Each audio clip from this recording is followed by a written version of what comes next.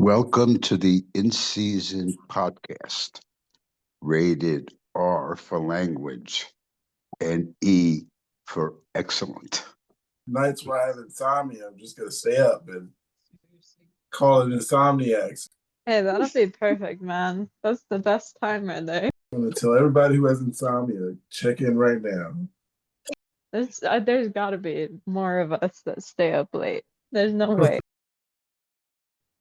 From Axe Men, to any of your men, do you guys name your genitalia, or is it just me? I call him Steve. Call him Steve. Call you genitalia Steve. No, I don't call him anything. He was reading a comment. No, that was the answer. I mean, that was the question. Yeah. He says, I call him Steve. I call him a dick. I don't even call him a him. That's question. Oh yeah, yes. I like it when you Just call don't it Big Papa. People, men. Put the actually thing don't in the give shit. air. Got to throw in some more old school music references.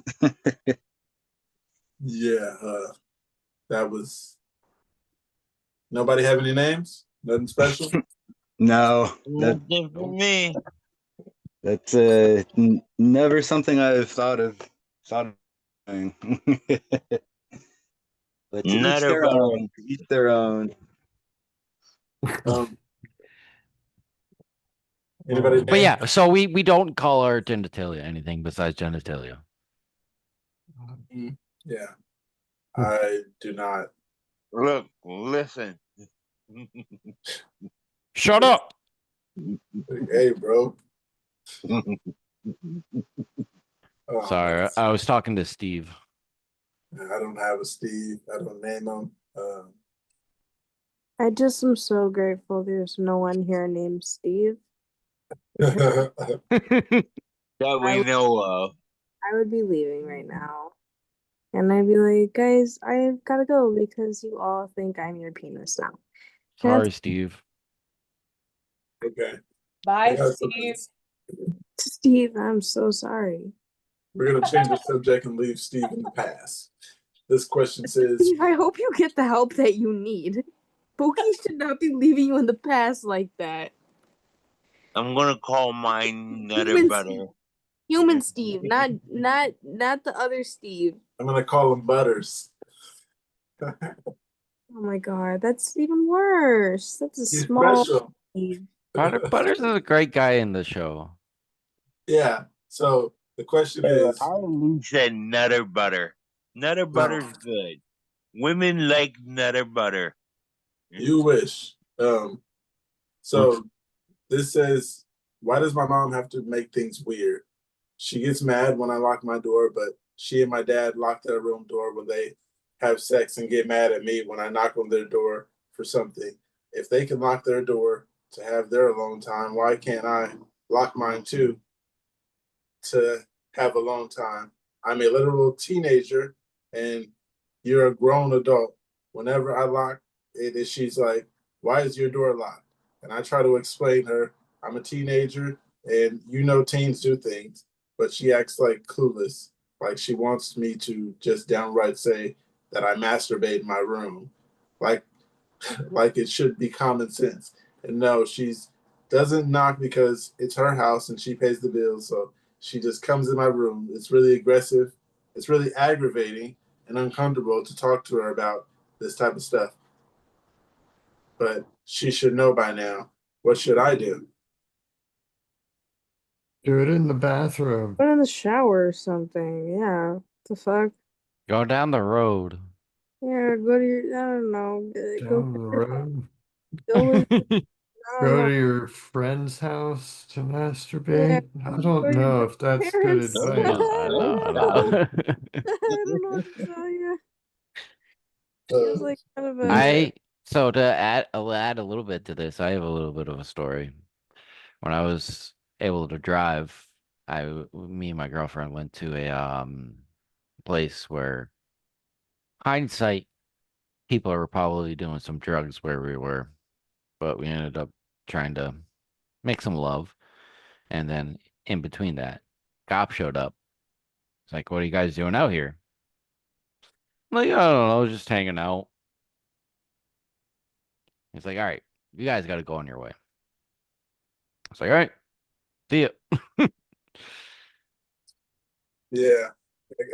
I'm in the comments now, and I got one here. I got a few comments. These comments are hilarious. It says, "I low-key think she wants to say it. That's so weird, bro. And she's a bit neglecting if sex is so important to her. I don't know. It's just how I perceive it." Another one says, "Masturbate in clear view of the door and leave it unlocked."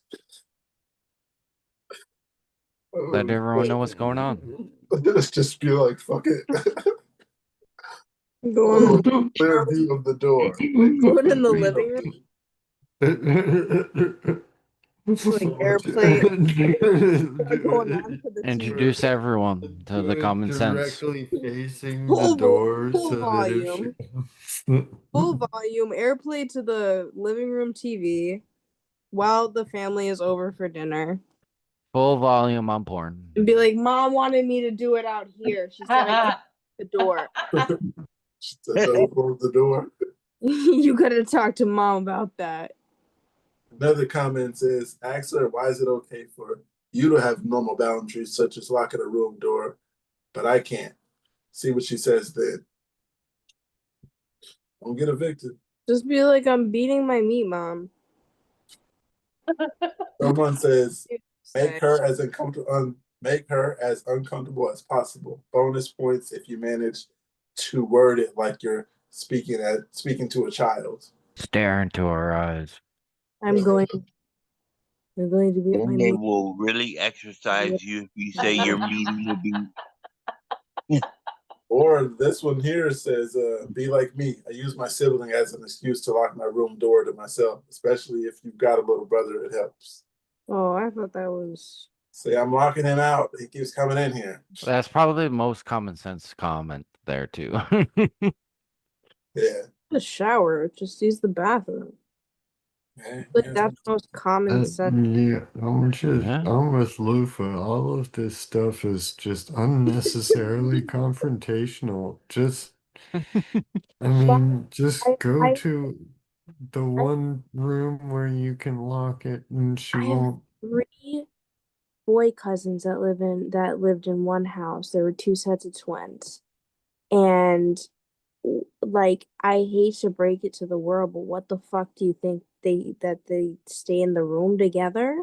I would hope not. If I found out my family was doing that together, I'd be disgusted. It's a natural thing for growing pubescent to do.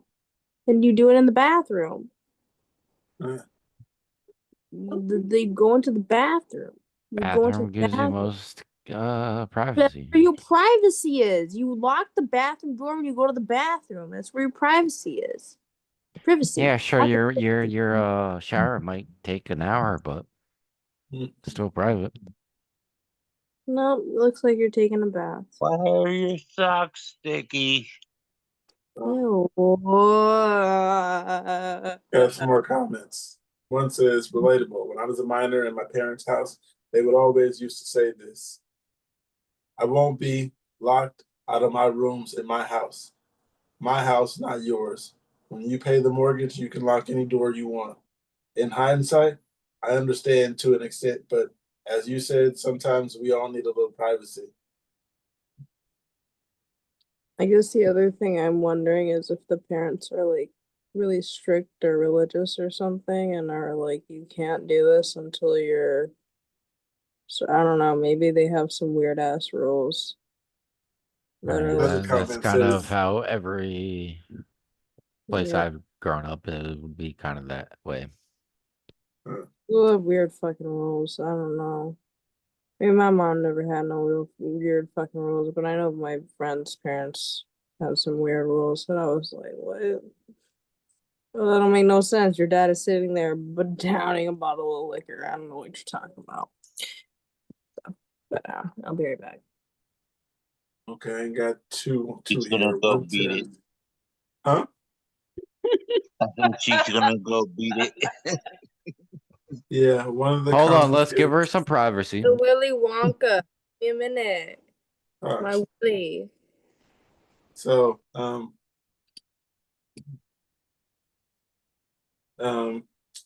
comment says maybe you should say the reason you would like to lock the door, make it weird for her. And I'm probably older than your mom. If you've never been known to be doing anything like drugs in your room, you do need privacy. Either lock the door and let her walk in on you, or lock it and tell her what you're in the middle of, because it's always the middle when disturbed. Oh, man.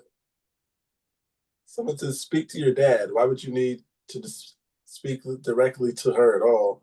As a teenager, he would literally already know what's going on. But also, mothers are just overbearing. The older the kids get, she may just not want you to grow up and start being a fully functional adult yet, and she's not handling it healthy way or at all whatsoever. That she thinks you're doing this or doing drugs, maybe. I'm in some girl's window. You get shot by her dad. One last comment. It says, "Yeah, your mom is being weird." Story, climbing in the windows. So it says, "Your mom is being weird. Problem is, she thinks. Problem is, she thinks she is in the right because a bunch of parents are crossing boundaries and being weird. Then they brag about it like we weird support club for parents." Yeah, that was wild. All right. I'm gonna head off though, but I do want to give a quote that I found recently today that I felt was very inspirational, for lack of better words. Happiness is not a goal, but it is a byproduct of how you live. How that stands with you guys, I don't know. But I do hope you all have a good night. You too. You too, kid. I'm sure I'll see you guys in the next podcast. Or you can come back later. Have a good night, Chris. I'll talk to you later, bro. He's Good night, gonna y'all. go beat it now. Yep. No, I'm just kidding. I was lost for a second. It said no woman actually. Huh? What? Huh? What? Wait, what for me or what for you? Oh, okay. It says no woman actually likes rough sex for healthy reasons. Can anyone think a healthy reason for liking this treatment? I asked some of my friends and I've done some research on why they do this kind of sex, and the answer was usually it pleases my partner and that it is hot to me, or pleasuring him turns me on. Another thing I've seen is they like being treated like a nasty whore because it makes them feel something, or they like to lose control because it's the thrilling. All these to me, I think, to do a lot with people in their group internalized misogyny, because we all know a lot of women will do anything for a guy that they like to put them ahead of the competition or are intimidated to say no. If you don't want to degrade yourself, you are called a vanilla as an insult for wanting basic human rights in the bedroom. To me, this is just gaslighting to please a man. What are your thoughts? I am not touching that one. Huh? I said I am not touching that one. She's asking you to touch this one. I'll just say that's something I did no now. pun intended there, but I'm good on that. I'm good on that. You just touched yourself. This is the feminist website, and she's asking for feminist sub, actually, subreddit. Yeah, I'm gonna go through some of these comments, and you guys have no opinions. It says, when I was at my lowest, deep in depression, self-hatred, and unsolved trauma, I found myself wanting it rougher. But once I got help, started healing and developing self-respect for those urges disappeared. My desire was just self-harm, so I fully agree with you. Many women don't realize how much trauma or other people pleasing is fueling their actions. I think a lot of women say rough, they mean passionate and fast. When men say rough, they mean violent and jackhammering. It's good to hear what women think, you guys. Another one says, I was just thinking about this today. You're right. Unfortunately, porn affects women too, and more women are watching porn and they internalize the violence they see in porn. They just start to think they won't be choked, strangled, slapped, spat on, etc. I hate this so much. Please, women, do not watch porn. They want us to watch porn. They don't want us to watch porn. Make up your minds, guys. Another comment says, it's so weird when something they're not even doing for themselves, but for the approval of a man. So women talking to women, guys. Someone says, I remember being... hate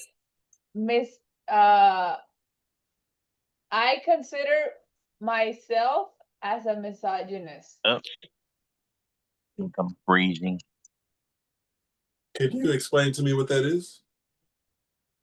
I hate women, but I am a woman. Yeah, that's deep.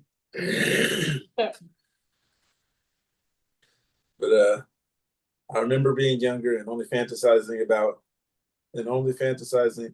a loving man who would work diligently to be gentle with me in the bedroom. Then I was exposed to porn in atrociously young age, and my sexual interests split starkly down the middle into two categories: what I originally and naturally fantasized about, and what I fantasized about as essentially an outlet for internalized misogyny. I'm so glad something in my guts told me to never pursue later in life, regardless of my capacity to privately explore it. Because pursuing or even telling men that it was something I was capable of, I knew it would end up being harming me severely, physically, emotionally, socially. Emphasis on socially. At some point, I started to wonder if my fantasy existed in real life. I was starting to lose hope. And men, not now. I have a perfect man for a sexual partner. I'm so glad I never fully gave in to the urge to oppress myself. Unfortunately, the way I was exposed to porn was most likely unintentional by a woman who was into some fucked up shit. So it can be a contagious issue, which is one reason I believe that community is growing, at least in my experience. My trauma would directly result from another woman's trauma. She did explain to me when I was older that she had been raped by her brother. Sorry for the grammar. I'm really only discovering these things as I type and cannot describe how grateful I am for this community. Is this the feminist side of Reddit? No, this one actually says porn is misogyny. So they're just talking down on porn I'm looking at. It says, of course, it's not healthy. There's no scenario where enjoying being harmed is ever healthy. That's kind of possible. That's kind of not a possible definition. I only liked it before therapy and working on myself. When I didn't like who I was, and when I had a male-centered view of the world. These are very... I mean, somebody can be into something, but that doesn't mean you like always do it. Like, does that make sense? Like let's say somebody's favorite genre of music is rock and roll. So they like rock and roll, but once in a while they're gonna pick up a country album. They're gonna listen to some hip hop, some jazz. Like just because somebody likes having that type of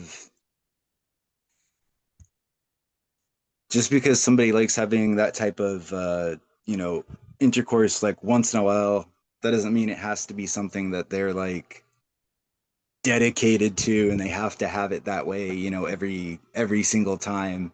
It's hard to lump everybody all into one thing with something like that. Does that kind of make sense? These are women answering this, man. So these are women saying this ain't how it go. They telling us this ain't what we liking. I thought it was a thing. I thought that was a thing, but come to find out, they don't like it rough. They never said that. But now, see, learning shit from here lets you know some shit. Take your time.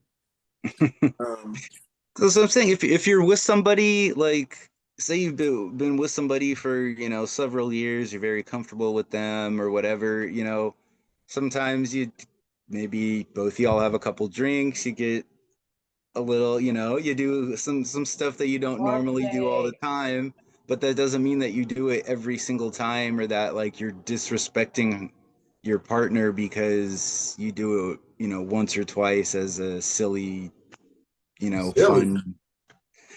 Or I don't know, you know what, like just you know, like during that time. Nothing is silly in the hours. I mean, like a word to use. You know, just like something different. I mean, it depends on the scenario. I'm not trying to use specific examples. I'm not talking about like breaking out like a fucking like like ropes and chains and whips. I'm just talking about maybe like trying that like oh like let's try this one position. Let's try this one different thing or you know something like that. That's all I'm trying. Yeah, it's an awkward conversation to have, especially with people that we're all strangers. So I don't know how to word it, man. Hey, so anyhow, yeah, there's people who actually like that shit, the dominatrix shit. People who like to get beat and all that stuff. Wouldn't be me. Yeah, not in the no, face. Not into that. Not into that. No. Yeah, I've seen the shit where they'd be like, "Slap me." No, we're not gonna do that. Spank me harder. No. I had one chick. It was like the first time we hooked up. It was kind of like the only second time we hung out. We both, you know, kicked back a few drinks, and we were, you know, having our fun. And then she asked me to like start choking her, and I was just like, okay, I think I'm done. This is too much. Nope, I'm not. I'm not in with the choking. Yeah, we've only hung out a couple of times and you're already like comfortable enough to ask that. Like, what else are you gonna want later and what else are you into? So we I mean, I didn't just like stop and walk out of the room. I'm a dude. I'm gonna have my night of fun, right? But but it did not go the relationship did not go any further after that. I was just like, this is too much for me, man. Okay. Gonna move forward. Yes, please. This one's asking for advice, and the person says, "My 12-year-old daughter was shown porn by a boy in her class. I'm ready to burn the world down. My daughter is a huge anime fan, and I was sitting next to a boy in her class who mentioned he also watched anime. They got to talking about their favorite anime, and unprovoked, he mentioned he was in love with anime girls. Pulls out his phone and starts showing her hentai or hentai of her favorite show and says, 'Don't check my browser history,' all nonchalantly like it was normal. My daughter was so uncomfortable, she just told him, 'I didn't need to know any of that.' This boy is 12 years old, has unrestricted access to the internet, and is already fully addicted to porn.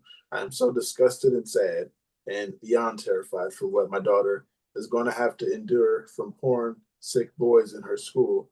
There is absolutely no way to protect her from it aside from homeschooling her, which she doesn't want. She is begging me not to make a huge deal out of it, with the principal because the boy is popular and she doesn't want to be known as a snitch but I'm so fucking livid. It's only the 4th day of school and already this shit has happened. It's only going to get worse from here. I just feel so sick and defeated, and I'm struggling to cope with the fact that this is the world we live in now. Luca That- got your hand up. That's crazy. We're going to That's burn the tough. world down, like she said. Oh, my children. I would be too. We are that's going too to young. burn it down. That's We're too going young to for that rain stuff. fire. I just want to say, as someone who grew up when Pornhub and stuff was very much available in school while in school, that stuff was shown all the time to girls, unprovoked. It has been like that for a hot ass minute. I wasn't in school for like a super long time, but the time that I was in school, that was a prevalent thing. So that might be something that the school needs to crack down on, and something that parents of male children need to maybe crack down on is the porn addiction that is starting to really, really hit our younger generation of kids, because it's a very big thing. Whether people want to admit it or not, it is a very big thing with my generation. And many generations before it too, but with the virtual reality and stuff, it has caused literal murders and stuff to happen. It's becoming a serious problem. Back in our day, you had to find a tape in your uncle's closet or some shit like that. The tapes under the bed in the shoebox or something. Porn wasn't available like that to us.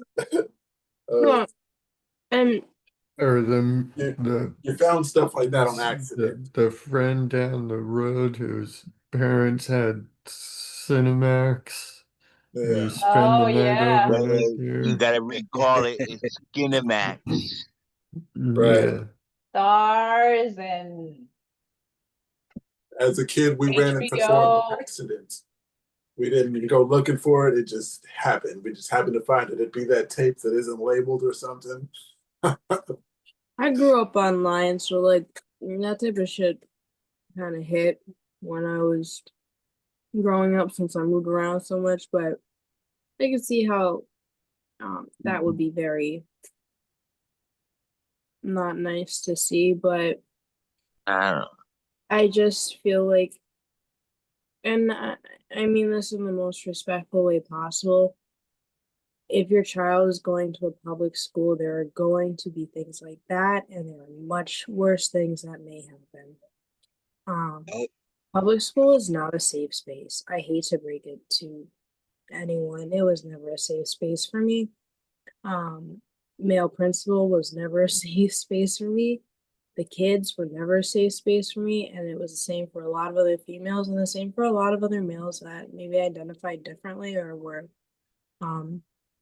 not popular or masculine enough, and the girls would then exploit other girls, and that shit happens in public school. It happens in private school too, but it happens in public school because it is public school. That is just how it is, and that's something that the public school probably needs to crack down on. But that's how the school system is, and it's like, I don't know what else to like really. You can go and say something and whatever, but to that girl's Parents. no, to the girl telling her mom not to make like a big deal about it. I understand where she's coming from, because that can lead to even more problems in school. Making a big when I spoke up, it made things 10 times worse. And I'm not saying that you should speak up, Peer but retaliation. no, I'm not saying that you shouldn't speak up, but there's some things where you should kind of pick and choose where to go in with things. Now, if you're being physically harmed in school and things like that, and things are proceeding to go further, that's when you need to like really speak up. But at this point, that person, the girl, needs to avoid her friend because that's not her friend. And if that keeps happening, then speak up. But if you say something right away, the girl's not wrong. That's how school can be, and it's just it's not a fun wake up call, but it is how a lot of public school systems can be, depending on where you live and where you grow up. And I know a lot of people would relate with that. Yeah, definitely. Yeah, two things I want to add to that. What you said there, Lufo, is one, depending on if she, the person said that the kid's popular, so if the principal then ends up coming and talking to that kid, that's a pretty specific situation, right? So it makes it very obvious on who the principal got the information from, which then makes that child even more of a target. And parents don't realize that a lot of times. They think that they're, being a good parent, putting their foot down and taking care of the situation. But what they don't realize is that they're creating longer lasting issues, for the child, especially since the school year has just started. So that can be, something really tough to deal with. And the other thing too said, and like, we were joking earlier about your age. You're still on the younger side, so elementary school wasn't as, long ago as it was for someone my age. But even within the few years that I've been at the elementary school that I work at, things have gotten worse as far as they've cut back yard duties, they've cut back our hours. They're asking us to cover much bigger areas and take on more tasks while the school, is growing because it's a growing area, but they don't want to pay us anymore. They don't want to give, anybody more hours. They don't want to hire new people. But then any tiny little thing happens to a kid, and then, all of a sudden it's on all of us yard duties. It's our fault for not, why didn't you see that kid climb up the slide? Why didn't you see them run across the playground? Because you're asking me to do 26 other things and watch literally 300 kids on my own. Like, what do you think is going to happen? It's not going to be perfect. Yeah. What I'm Angel? a parent, and as that shit you said as a parent, no, fuck that. I'm approaching the situation. I don't care about how unpopular it's gonna make you. No. I have daughters. It's not happening like that. Shut that shit down instantly. Nothing else. Exactly. No jokes That at is all. Somehow let it go on so she doesn't lose a friend or she doesn't become unpopular. You could switch schools, but that shit's not happening again. Yeah, No, that's what I would have to do. pointing that shit out the Yeah. next day Oh no, before school I'm saying, starts. like don't mistake what I was saying as me saying that like nothing at all should be done. The issue definitely needs to be addressed. I'm just saying that the parent sounds quite upset because it just happened, and rightfully so, but they need to approach it maybe like a little, I don't know, a different angle or something, maybe address it as a way that maybe like when they tell the principal, maybe say, oh, other kids overheard it, or some, whoever else may have been in the area at the time. You can get, a bunch of the kids together and make it just not on the one kid. Go ahead. You definitely look like you want to. As a father of 4 girls, that Yeah, and shit's not happening. I have none, so I They're shutting fully, that shit down I instantly. want to learn. I want to learn. What you not give a fuck what you feel after this. This It's all has no, to we're good, stop. man. We're good. We're good. No, I'm just saying like what's gonna happen. Like, Oh yeah, yeah. this has to stop. This is girls. You have to point this out. Shit can get much worse from that. And yeah, somebody showing my daughters this. No, burn the world down, like she said. They are gonna know what the fuck is going on. Yeah, My daughters, oh man, I go to prison over there. Some shit would happen. If we got to switch schools, you're going to switch schools. They are going to know what's going on there because could be other people and other people's daughters. Yeah, man, I got girls. Yeah. Protect these girls, man. Lufa? Shotgun's ready. Oh, sorry, Angel, go ahead. Nah, I was telling Pookie, shotgun ready. Shotgun been ready. It was ready yesterday. I was just gonna say, like, when going to a public school, you just have to take into accountability that you have kids coming from all different walks of life and all different homes. So you are mixing a million different breeds of children together. And that is it's a really tough thing to it's so many subjects are very like hard to figure out, and I think that's one of them is public school, because you just don't know.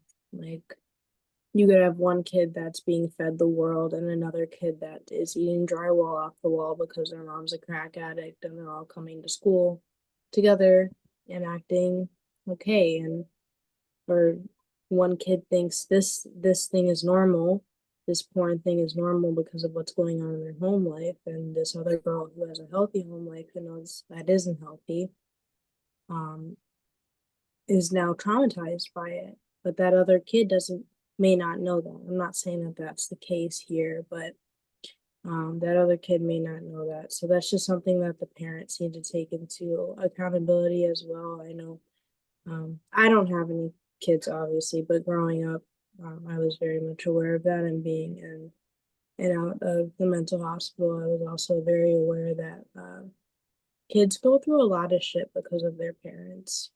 And you can tell through the child, especially at school.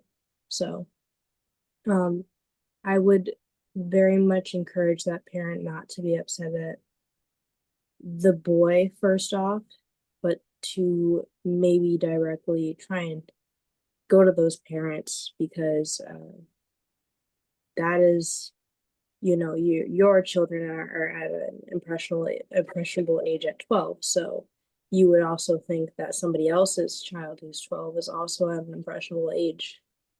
And parent to parent, they should talk and be like, hey, your child is like, or go to the principal maybe and be like, hey, you should probably check in with so and so's family and their personal life, because this is being shown at school, and I don't think that's appropriate or healthy, and something might not be okay at home.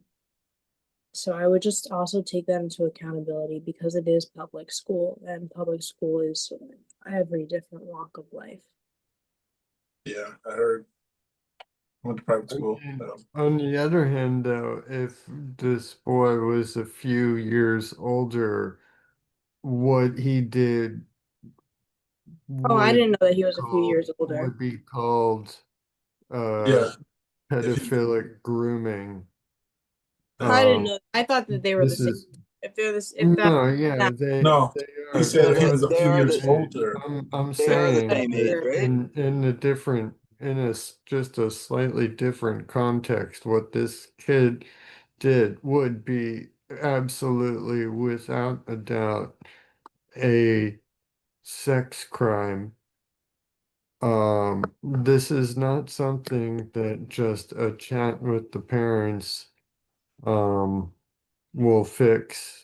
And that boy definitely needs to be set straight. It's not something that, oh, no, both of them. And the type of parents that give an unrestricted device to a 12-year-old is very indicative of a sort of person who will not receive the sort of gentle discussion that you are describing No, I'm describing if it's very a 12-year-old, well, 12 that year old, what they're not what an older they child. will Gotta get them in line early. So that's why I say something now. the kid needs to be disciplined by parents that actually care about him. And the type of parents who give that sort of device, it sounds like his parents probably gave that sort of thing to him just to brush him off and get him out of their hair. But I I was mean, just saying, if it was a 12-year-old to a 12-year-old, the older thing, yeah, that's a different ball.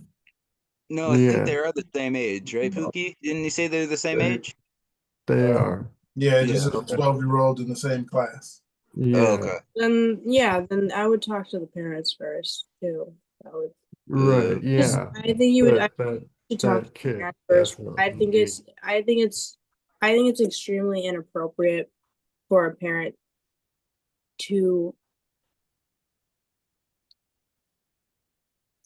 run up to a child and yell the living shit out of them just because they showed them something right away. As What? I as a kid would be really embarrassed and ashamed.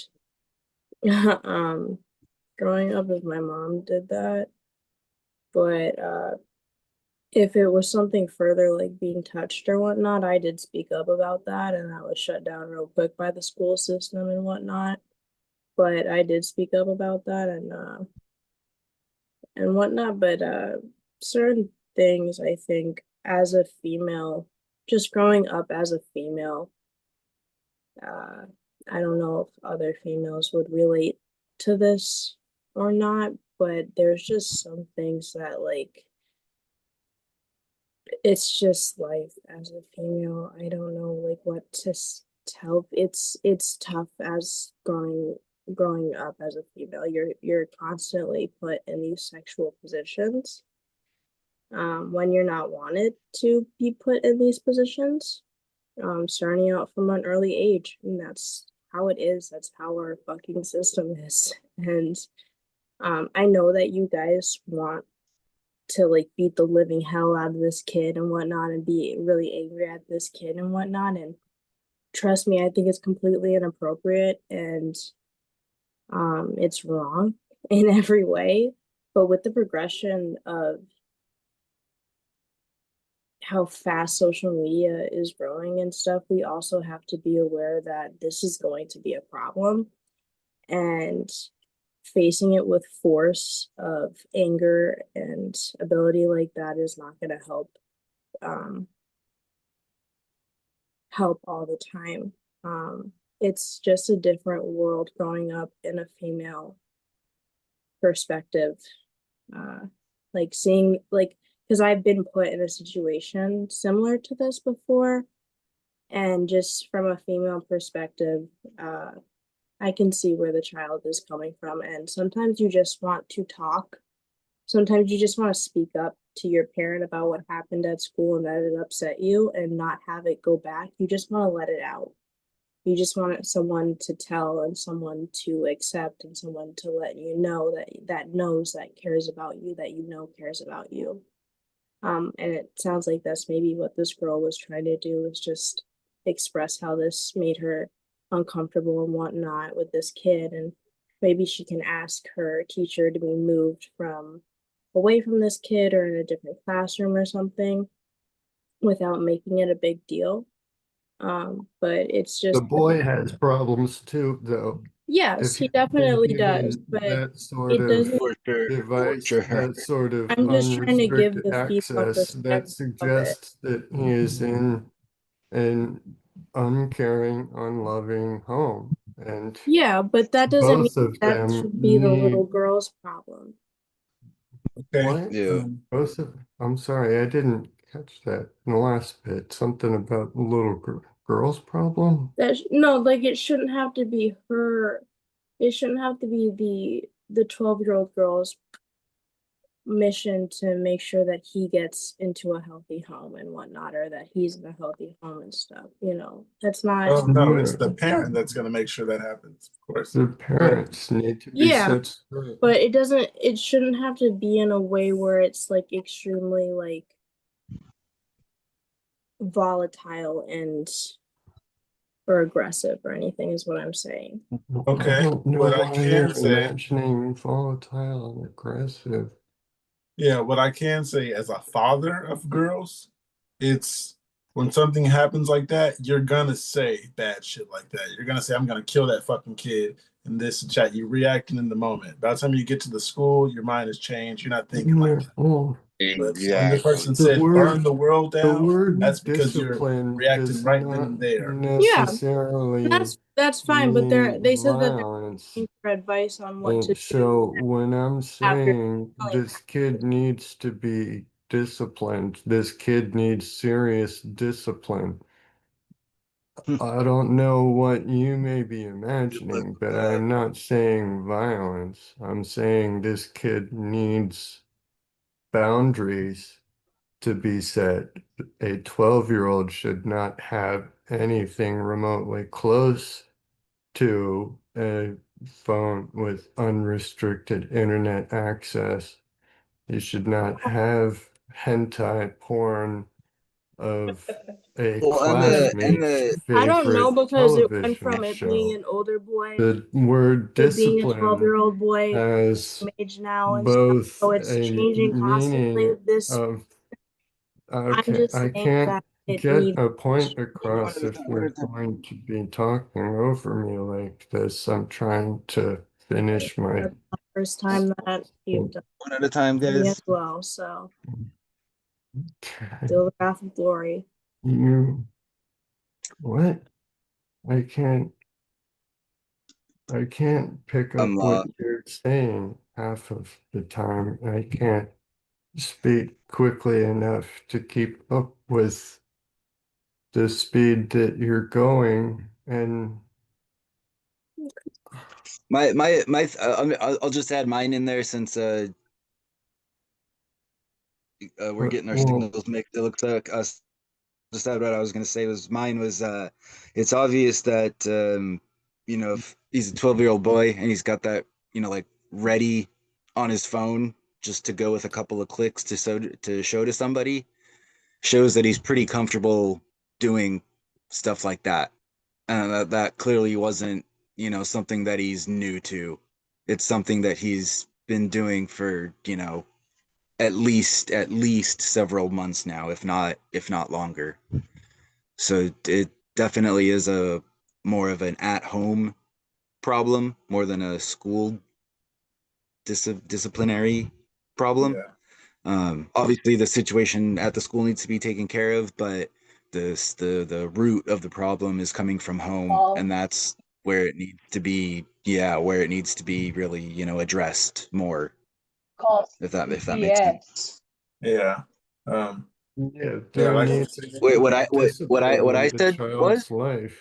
He needs boundaries set, right. and that boundary needs to include not having a cell phone with pornography in a classroom with classmates that he is then exposing this pornography to. Yeah, that's what I'm saying. Is he shouldn't even have that phone with that like ready to go. He clearly has been doing it for a long time, and it needs to be Public addressed. school thing where the public school should have a crackdown on whether the kids can bring their phone or how the phone is brought to school, because I'm saying from someone who is from a younger generation of school where that was prevalent, this is something that is newer and is something that is now needing to be learned to be dealt with because it's a newer thing. In The Texas, cell phones in school. In Texas, the cell phone thingies are banned. Yeah, there's places now that they ban cell phones from coming in school because of whether kids are cheating or they're showing things on it, or they're taking pictures of kids in school, or they're taking videos of other kids in school. This is something that has been happening for a very fucking long time. And this is I something that mean, has to learn how to Yeah, why does it feel the like we're school. it's not a arguing? We quick all thing to crack agree down that on this is because a bad thing. Well, I it mean, seems why simple, but does not why simple. does We're good, this Mark. feel We're good, so Mark. And confrontational? see, now No, you're we're good. talking over me, We're so good, it's Mark. not a new thing. It's not a new thing.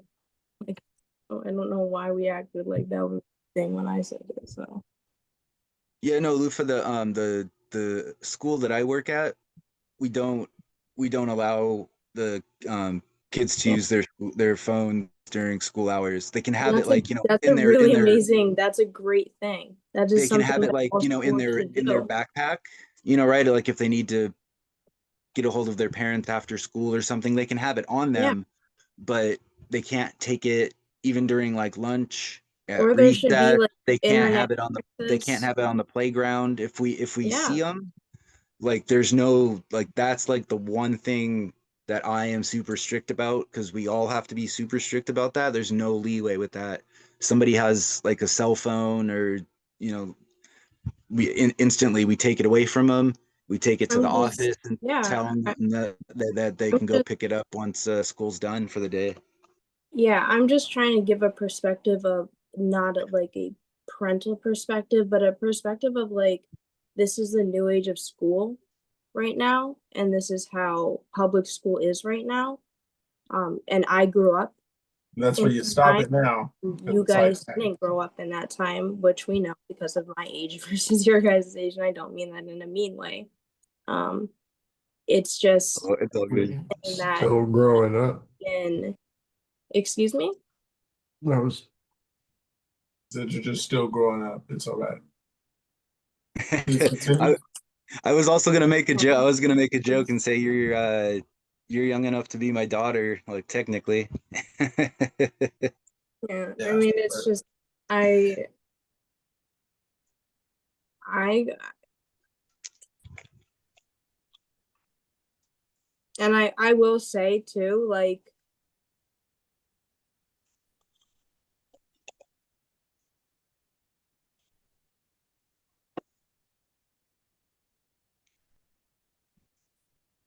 You can say it. We're all good. yeah, I'll say that for another time. So yeah, I was just thinking the last thing about that is, yeah, when you say things like that, burn the world down, it's usually right in the moment, and it's mostly they're girls. You got to But I protect the completely girls. that I completely understand saying something in the moment on Mhm. a online being asking and being that's completely Yeah. they from what I understood when you read the post, they were asking for advice on what to do further after that. They were asking for Mhm. advice or what was going on, if this was a thing happening in schools. And then it was changed to the boy was older. And then it was because originally I thought the boy was the same age, and then the boy was older, and then the boy was the same age. So this story got flip flopped around back and forth. So, I yeah, understood I that. stand by what I It said. did, and that's why I tried to add in my 2 cents about what Yeah, to do, I agree. further kind of tiptoeing when talking to the principal about it. Not sitting I, back and thinking for I, a day or two before you just I go in have, there and have your head explode. yeah, I'll share something with you guys. I have gone up to the principal before and said, there are boys touching me. There are boys showing me things that I don't want to see. And I was told it was my fault. So when you guys are sitting here saying just to say something, just to be angry, it's not that easy. Growing up as a female is different. It might be different for him at home, and I'm sorry for getting upset. No, But no, that's you're fine. that the school takes care of with that child. That is not something that the girl takes care of with that boy. That is not for her to take care of at all. And that is not for that parent to take care of that boy either. I'm sorry, but it's not for that parent to take care of that boy either. It's for her to take care of her child. That is how it is. And it's different growing up as a female. It is hard growing up as a female. So it's continuous. It never But stops. It never fucking stops. It is continuous. No, and I'm Who doesn't right have to? with you. Yeah, it never stops. So it's not just you say something and it fixes everything. Sometimes that doesn't make everything better. I mean, sometimes that makes everything worse. You pick and choose your battles as a female. That is how it is. And it's not an easy fix. It might be easy, but you're in a man's brain, you're in a man's head, and I hate to fucking break that to you, but you're in a man's head. I haven't been disagreeing with you, Lufa. No, I'm not saying you, James. I'm just saying to everyone, just it is different as a female. It is very different as a female. I was touched at 3. Yeah. Sorry to hear that. Yeah, I was on an all boys hockey team and the grown ass fucking people touch me. Like it's never ending. It's not something that just you say something and it stops. And sometimes the kids don't speak up because they don't By want my to. own brother. So it's not a quick little like I'm angry, stop. It is an ongoing battle as a female for this. And sometimes for men too. Happens with men too a lot. Yes. And they don't get to talk about it either. So it's not an easy quick I'm angry. I'm gonna talk to the principal. Maybe the child really just wanted to just get that out, and unfortunately that boy might not get the help that he needs. And that's I'm sorry, but that's not her or the girl's parents' problem or fault.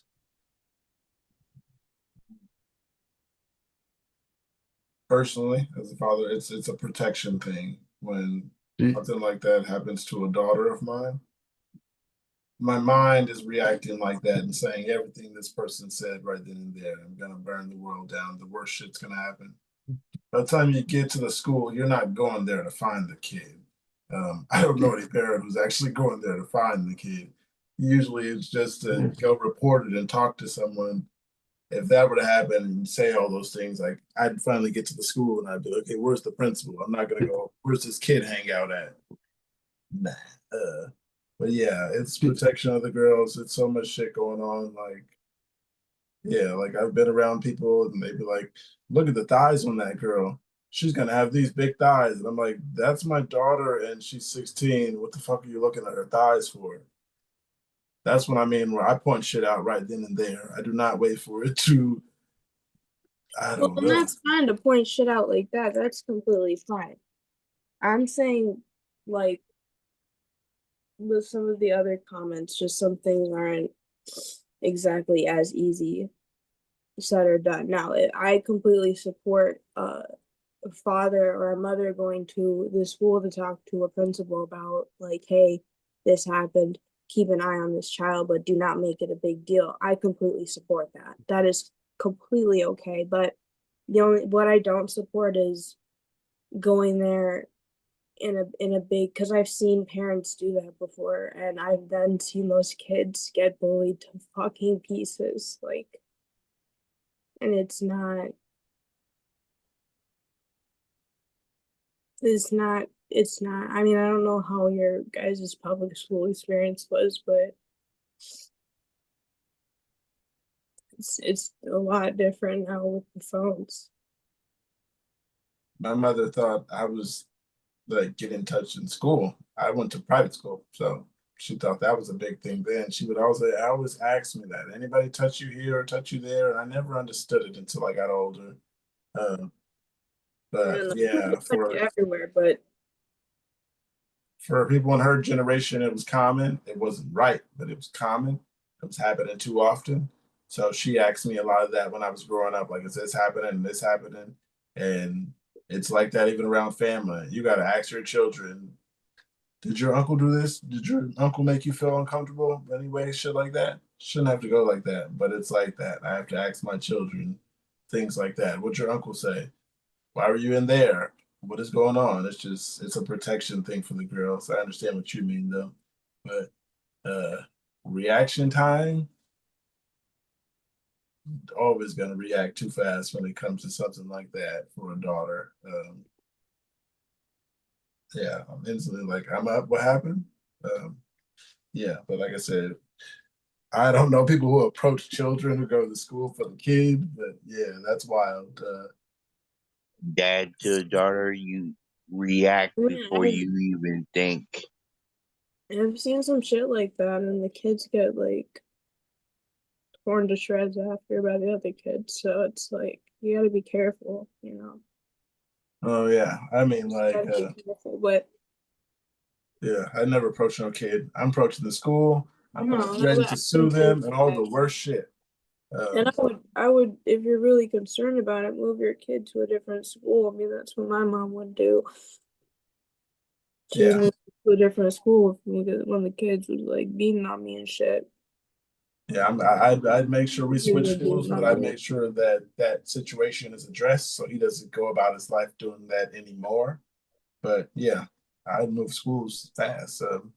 You don't want to be there. This is happening to you. You can go to a different school. And I was just saying, particularly on the subject of social media and the phones and the porn on the phones and whatnot, that's a new prevalent thing is with, especially we're going to be seeing a lot of porn addiction and a lot of phone addiction with this new generation of kids. And my new generation, there's a lot of that. I see a lot of my friends, like boyfriends, um, have addictions, and with the OnlyFans and stuff with the girls and whatnot. It's a very big thing in my generation, and I think that eventually we'll put in like a sex crime via for school and stuff for showing that type of stuff unprovoked and whatnot, and sure they'll start cracking down on that, but it's just something that's been, I'm sure, maybe in the works for a while, but public schools get they don't get the attention that they need a lot, especially in certain areas. I know in certain areas of Chicago, I mean, there's no chance that that would ever get taken care of properly. For certain things in certain areas in certain schools, there's no chance that would get taken care of properly. And I'm not saying that that's an okay thing at all, but I'm just saying that that's the realistic thing that happens at the school. And what you can do as a parent is either move that child to a different school and figure something out for the kid, figure out somewhere else to go, or but it's not a fun subject, you know. It shouldn't be on the victim to have to relocate schools either. That's another major injustice in this, that, you know, It's a realist, it's a like thing that happens, unfortunately. the perpetrator should be the one who's forced to go and move away from his friends and lose all of his connections and his social status, and, you know, start over in some new school. It shouldn't be the girl who has to be ripped out of it and taken. That should have passed. I thought about it. You're staying at the same school. Yeah. I wish it was like that. Yeah. Yeah. I wouldn't, and I thought about it. I'm not moving my kids. The reaction that the school should move the kid, or whatever the case. There's a COXA, which is child on child sexual abuse when shit like that happens. And yeah, he has to be, once he's shown that, or his parents have shown that, that'll change shit. But yeah, going up there and reacting like that, loud and rowdy and all that shit is played out. I don't know why people even do that, but you don't have to go up there screaming and all that. Just not letting it go. not gonna not say something. But yeah. I'm gonna read a couple of these comments. One says, I think you should intervene. Boys should not be behaving that way. and girls should not be made to stay quiet about boys' behavior. Another one says, I would be up at that school before she even finished her story. I protect no one that does this. Age irrelevant. I know her daughter doesn't want her to, but that's more than a reason that her daughter needs to see this be done. The daughter has already absorbed the stay quiet about it or your prude weirdo culture. Yeah. Oh yeah, there's another one here. It says, I do understand all that. Can you at least make an anonymous complaint? Maybe even wait a while. Trust me, this boy is doing it to others. He will have no clue who told. Also, you never know. Another parent may have already complained, and now there's 2 complaints, and this will take it more seriously. I know how this tends to work. I've worked in school system and with much younger kids, but it's all the same. The amount of complaints, no matter what, they can't ignore it then. One says, oh no. One says, I wish you and your daughter the best. It's so sad how kids get exposed to porn so young nowadays. His parents are irresponsible for giving him full internet access. Yeah, 12. That boy is going to be so damaged, utterly damaged. Poor the boy and the girls who has to deal with him.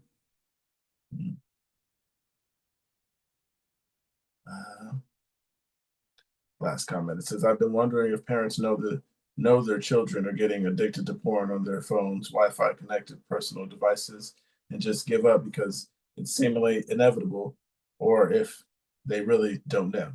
Because I felt like kids in this generation got too early porn exposure, and that was when most kids didn't have cell phones and unsupervised access to the internet alone until they were a little older.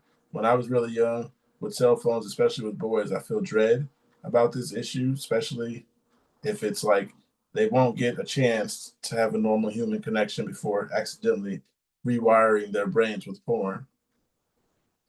Right. You should go to the principal or somebody. They should be able to handle it in a way where your daughter isn't exposed as a victim. Right. Disturbing and vile. I'm so sorry that your daughter had to experience this. I will go back. That was the last one, but that was rough.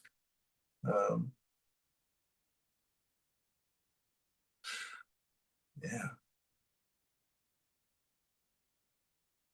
So, got one that says, my coworker smells rancid. How do you tell someone they stink at work? Normally, I would just avoid this person. However, he sits in the break room where we have to hang out and work and get our work keys and batteries. I literally have to hold my breath every time I go in there because I have a weak stomach and his essence will make me start gagging at the very least. Do I play dumb and walk in the room and say, good grief, what is that smell? Or do I tell him directly? Do I get a friend of his to tell him? I'm more of a pointed out, like, hey, bro, I'll let you know this is going on. Yeah, what are you guys gonna do if somebody stinks and there's a coworker? You tell them, or do you just ignore it and cover your nose? Oh, hey, Kate, welcome back. Yeah, sorry about that. You just missed the. Yeah, I wish I could have had Kate in here. Yeah, that's a great one You for read us. him, the last post. Yeah, since we got a mother, I would like your response to this. Yeah. Welcome back, Kate. Hey. I'm still up. Yeah, imagine that. So okay. Okay.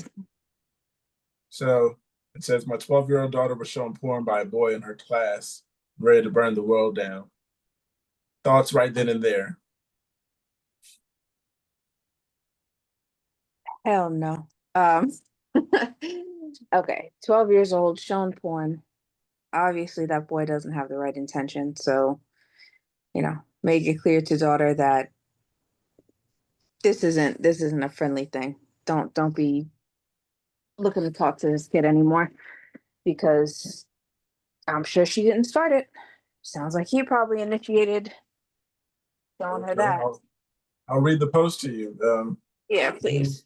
Then see how you feel about it. More context. It says, my daughter is a huge anime fan and was sitting next to a boy in our class who mentioned he was also watching anime. They got into talking about their favorite anime, and unprovoked, he mentioned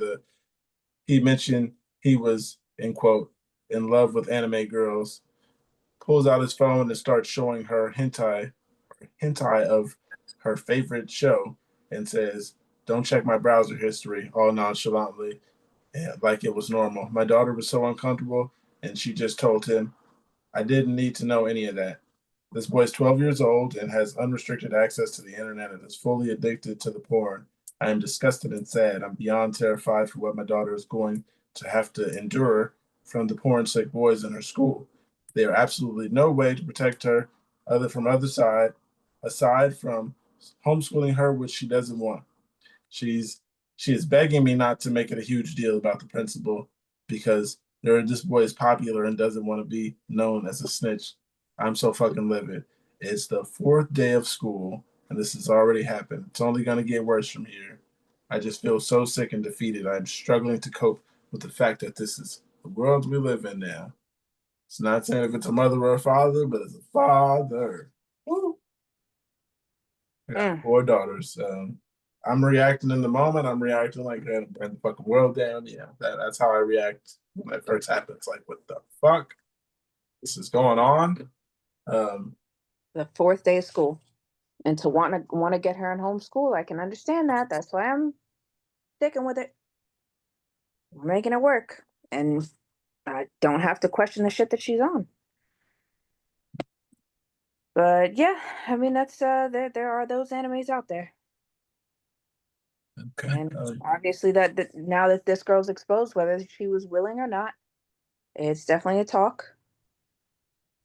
And I can see how a 12-year-old would not want to be open about it and even, be honest what kind of question she's thinking.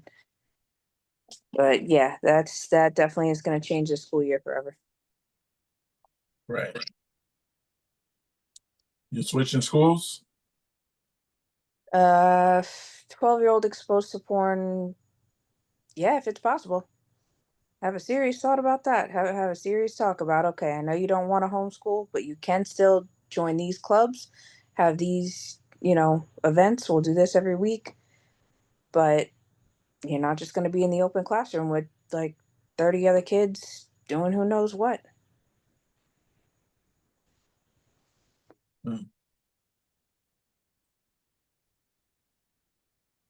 Okay.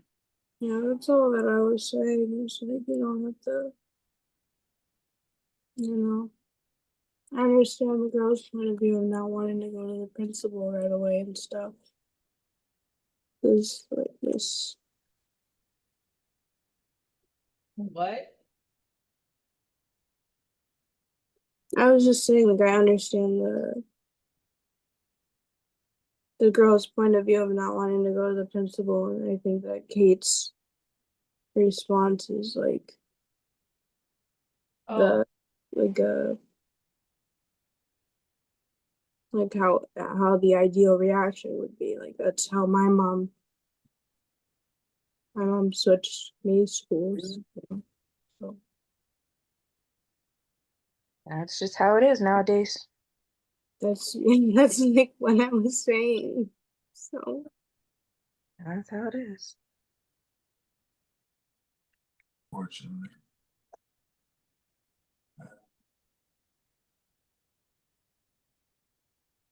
Oh man.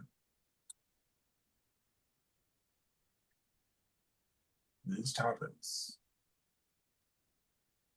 How long after a breakup is it okay to hook up with another person?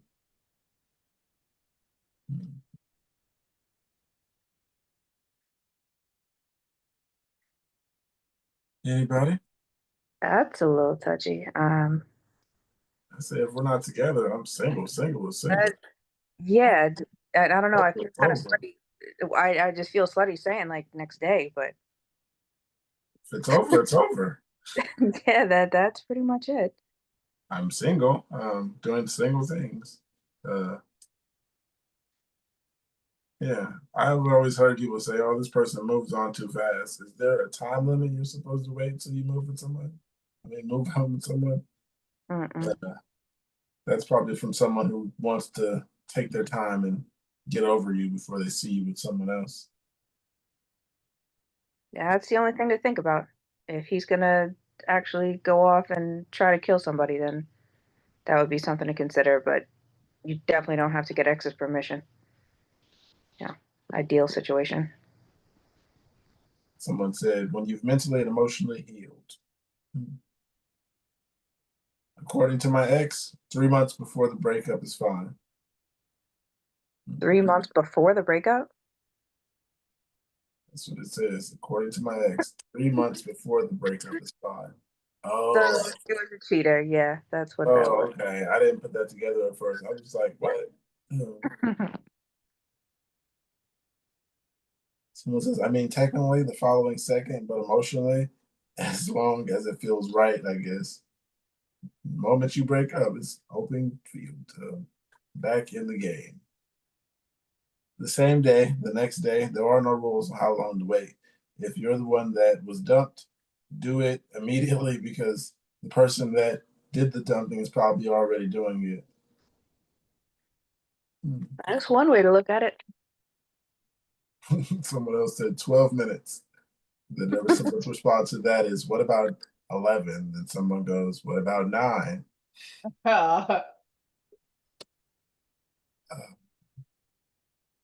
I would say give it a good 5, maybe 10 minutes to heal.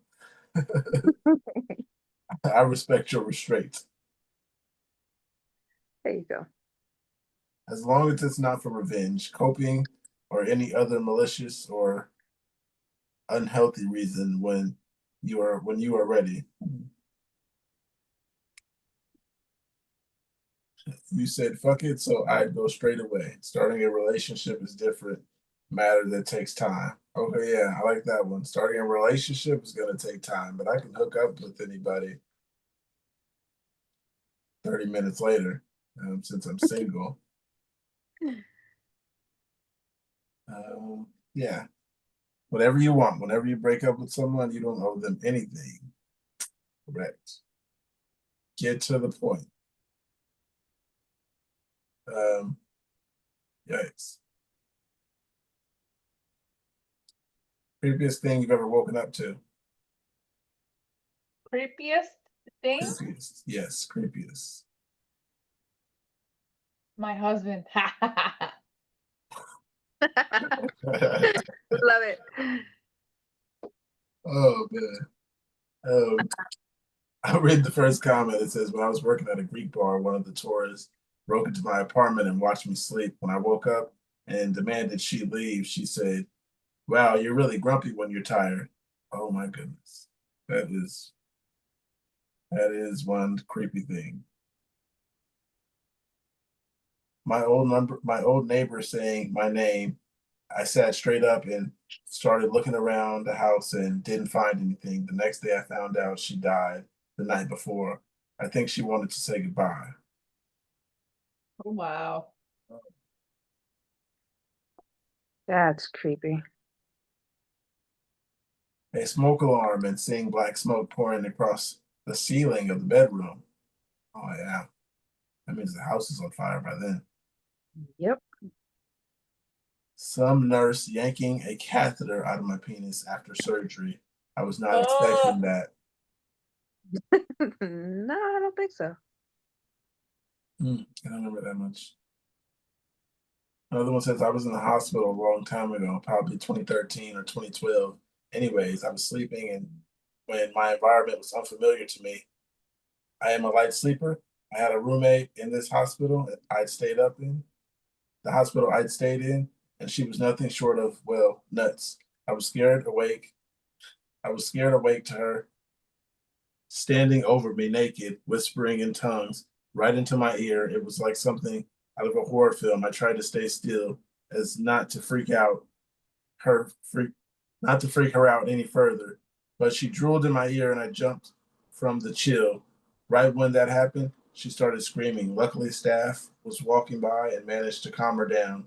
The next day, I got to go home, thankfully, but it stuck with me all these years and probably the scariest shit I've ever experienced. That is, When I got my cranioplasty, I was with another person because of COVID, duh. And we were sharing rooms. The other person, I don't know if had a stroke or something, but she was taking her line up and fucking her shit out. Even her pee thingy, catheter. catheter. Okay. Oh, She started yanking it out. oh, she yanked it. Oh, that's rough. Yeah, I got another comment here. It says hypnogenic hallucinations with sleep paralysis is pretty exciting. Creepy way to wake up. It's always a blast when your eyes are open, but you can't move at all. There's a shadowy, indistinct presence at the foot of your bed, and then it starts screaming. Better than a goddamn quadruple espresso. That is not fun. Been there. It's not fun at all. Another one says, I woke up slumped over the steering wheel. It turned out I had my first seizure while driving. The doctors discovered a small lesion on my brain that had bled and removed the lesion. I made a full recovery. Wow, that went well. Right. I was thinking the same thing. That went well. Just falling asleep on my couch at 3 a.m. and all of a sudden the Alexa in my kitchen goes off on full volume, now playing Bob Marley, and began to play a song. Scared the shit out of me. I live alone with no pets. Yeah, that is weird. Anything Wi-Fi though, don't you feel like somebody else could have hooked up to that by accident and it just like took over to whatever they were playing? Actually, we've done that to my neighbors. Yeah. That's what me personally, I did not. The neighbors, they play music very loud, like very from hours where people should be asleep. Very loud, from like 2 a.m. to 10 a.m. is when they're most active. So we woke up. Stay. You don't stay. We woke up one night and they were playing music, and it was like really loud, like you can hear it clear through the floor. Like they have these huge speakers in every room, is what it sounded like. Yeah. So what my sister did was take her iPad and connect it to their Bluetooth device and started playing porn. And, that night they stopped doing it, but it was only that night. They did it the next day and again and so on. We just had to put up with it. Go on and talk to them didn't work. They didn't want to listen, all that stuff. But yeah. That was still a good strategy. Yeah, it worked. Catch your attention. Yeah. One more of these creepiest things real quick. It says, earlier this summer, I had to pee in the middle of the night, and when I attempted to wash my hands after, there was a hideous centipede, millipede, I don't know what a pee in the sink. I could not deal. Rushed back to my bedroom, slammed the door. Next morning, it was gone. But where? Yeah.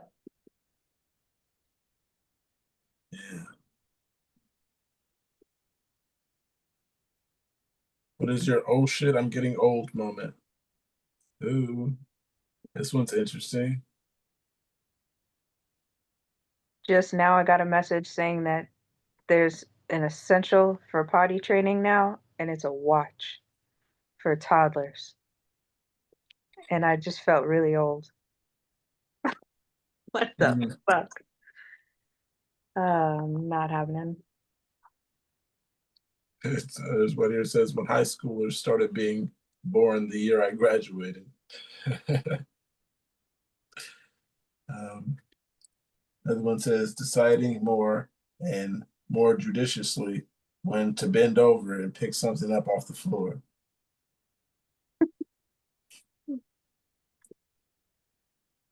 I used to be abnormally young member of the teams I worked in. Then I became average. Now they're all younger than me. These little shits. Been on that team too young. Yeah. 2, I have shirts that are legally not allowed to drink. Recovering from injuries takes a lot longer. I'm not invincible. Oh, I get it. Wasted drink all over itself is what I'm assuming. When someone on Reddit said, old people, what is it like being alive during 9/11? Oh, Wow. Yeah, that would. When I think about 9/11, it doesn't seem like. I remember my teachers were crying because I was in school. I still don't understand why you're crying. I mean, I if was it's someone you don't panicking. know, I'm not one to cry if it's someone I don't know. I might awe, but cry over 9/11. I didn't see the tower fall down, so I couldn't say what you were thinking right in there. Maybe it's like seeing someone have a seizure. It's traumatizing because I know people who've seen that shit live, and teachers were walking out of the classroom because they were crying and stuff like that. And I was like, what the fuck is going on here? Now that I'm adult, yeah. I watched some videos and documentaries. That shit was vicious when that airplane hit the tower. I was sitting there thinking, why did I see this shit as a kid? Because I was only 12. But yeah, that shit was crazy. How did you guys react when 9/11 happened? Did your teacher run out of the room like mine did? they sent us home. They sent you home? Yes. Nice. We had to Yeah. finish the day. Our teacher, he cried a little bit.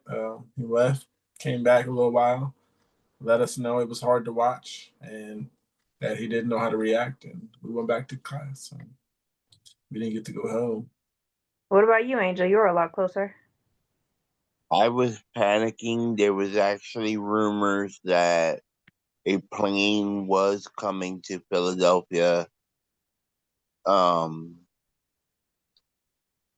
And we heard about the towers one. I actually got to visit the tower before it fell. So That was a popular field trip. yeah. I didn't get to go. I missed that trip. Yeah. I remember a little Catholic school in Jersey started shuffling us all to the church. Mark, how was it when the towers dropped for you? You probably weren't in school then. Oh yeah, you were. You were in high school.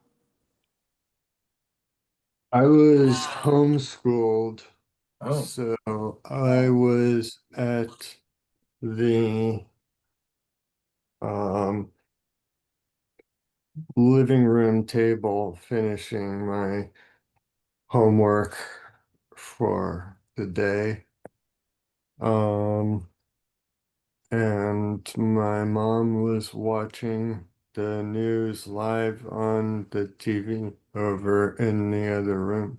So she called me when the first plane hit, and we were sitting there watching when the second one hit. And she went immediately to go donate blood, and I watched my little sister. Watched. She was only 2 years younger than me, so, we just didn't burn the house down together.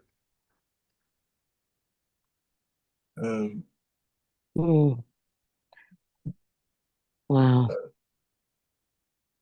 Where were you at, Anne? How did that go about? Did you cry? I didn't cry. I didn't. Oh yeah. I was only 12. No, I cried. I when I cried a was lot. I was in Mexico. You weren't even here. Yeah, I was How are you working. crying? I just got off Because the phone with somebody at Bank of America in the Twin Towers. Oh, And my team wow. worked with a lot of those people there in, you know, in New York. that's terrifying. And when our manager came out, put the TV on, because normally, the TV was not on in the office. And he just stood there, and it was some of the early uncut, and we're seeing people jumping. Oh, yeah. And I I think 11 of us went to the ladies' room at the same time. Went back to our desk. I got my stuff. I said, I'm going home. The kids need me more than anything right now. They may not even know yet. And it was what, 9:34 in the morning or something? Yeah. Yeah. And I couldn't drive. I couldn't even drive. From all the tears. Yeah. I mean, these were people I talked to every Oh, single day. And I don't know if they're the ones jumping. Exactly. Yeah. That was a hard day. Yeah. I watched the documentary and they showed that shit. People praying and then jumping. Yeah. Yeah. because what else? Were They were saying that there were people jumping, but nobody, they didn't see anybody landing because it was such a height that mhm, there, the compression so it was probably the most humane way to die. option, as terrifying as that sounds, to think that that was the Best best. option. Yeah, right? That's just Mhm. Yeah. And then the mess when both of those towers collapsed was just horrendous. And yeah, and I still question. No. And Mark, I know you're probably right here with me. How in the hell did that commercial airliner go through that steel? And why were there explosions beneath it? I'll never understand that. The dynamics of the physics. It's Oh, like it it makes perfect sense to me. Yeah. does it? Yeah. Yeah. It You don't think never there's anything suspicious behind that?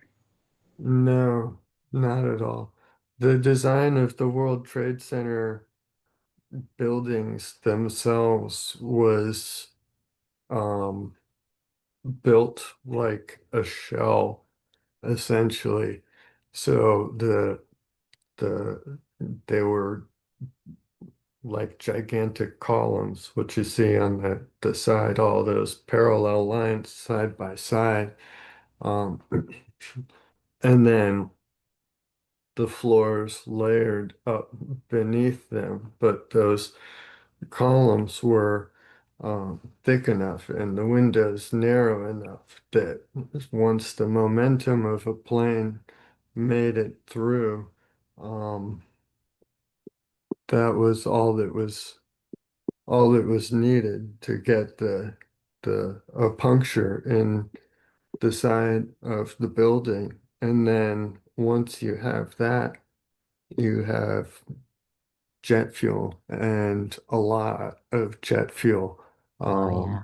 Those the A lot of people don't realize this, but airliners' wings are actually fuel tanks when they're um, taking off the ground. Those are just gigantic empty or gigantic, full of Jet fuel.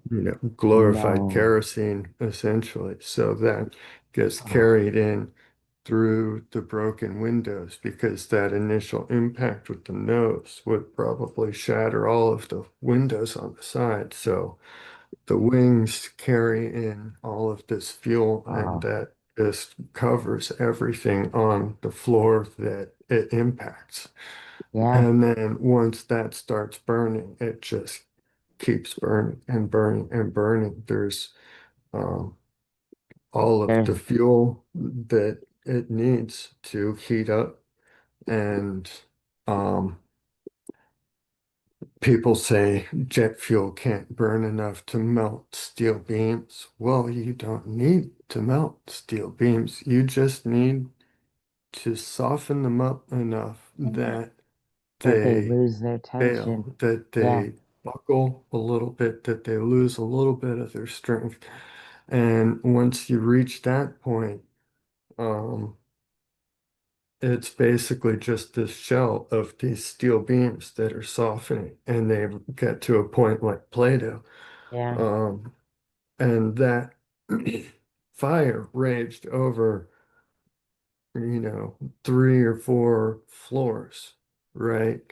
So that's, 30 to 40 feet that, once that starts to collapse, you have the entire height of the skyscraper above that that essentially starts to free Pushing. fall.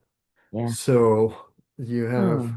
all of that that forms a weight that just crushes from above what is essentially a hollow shell around the outside. Um, Oh.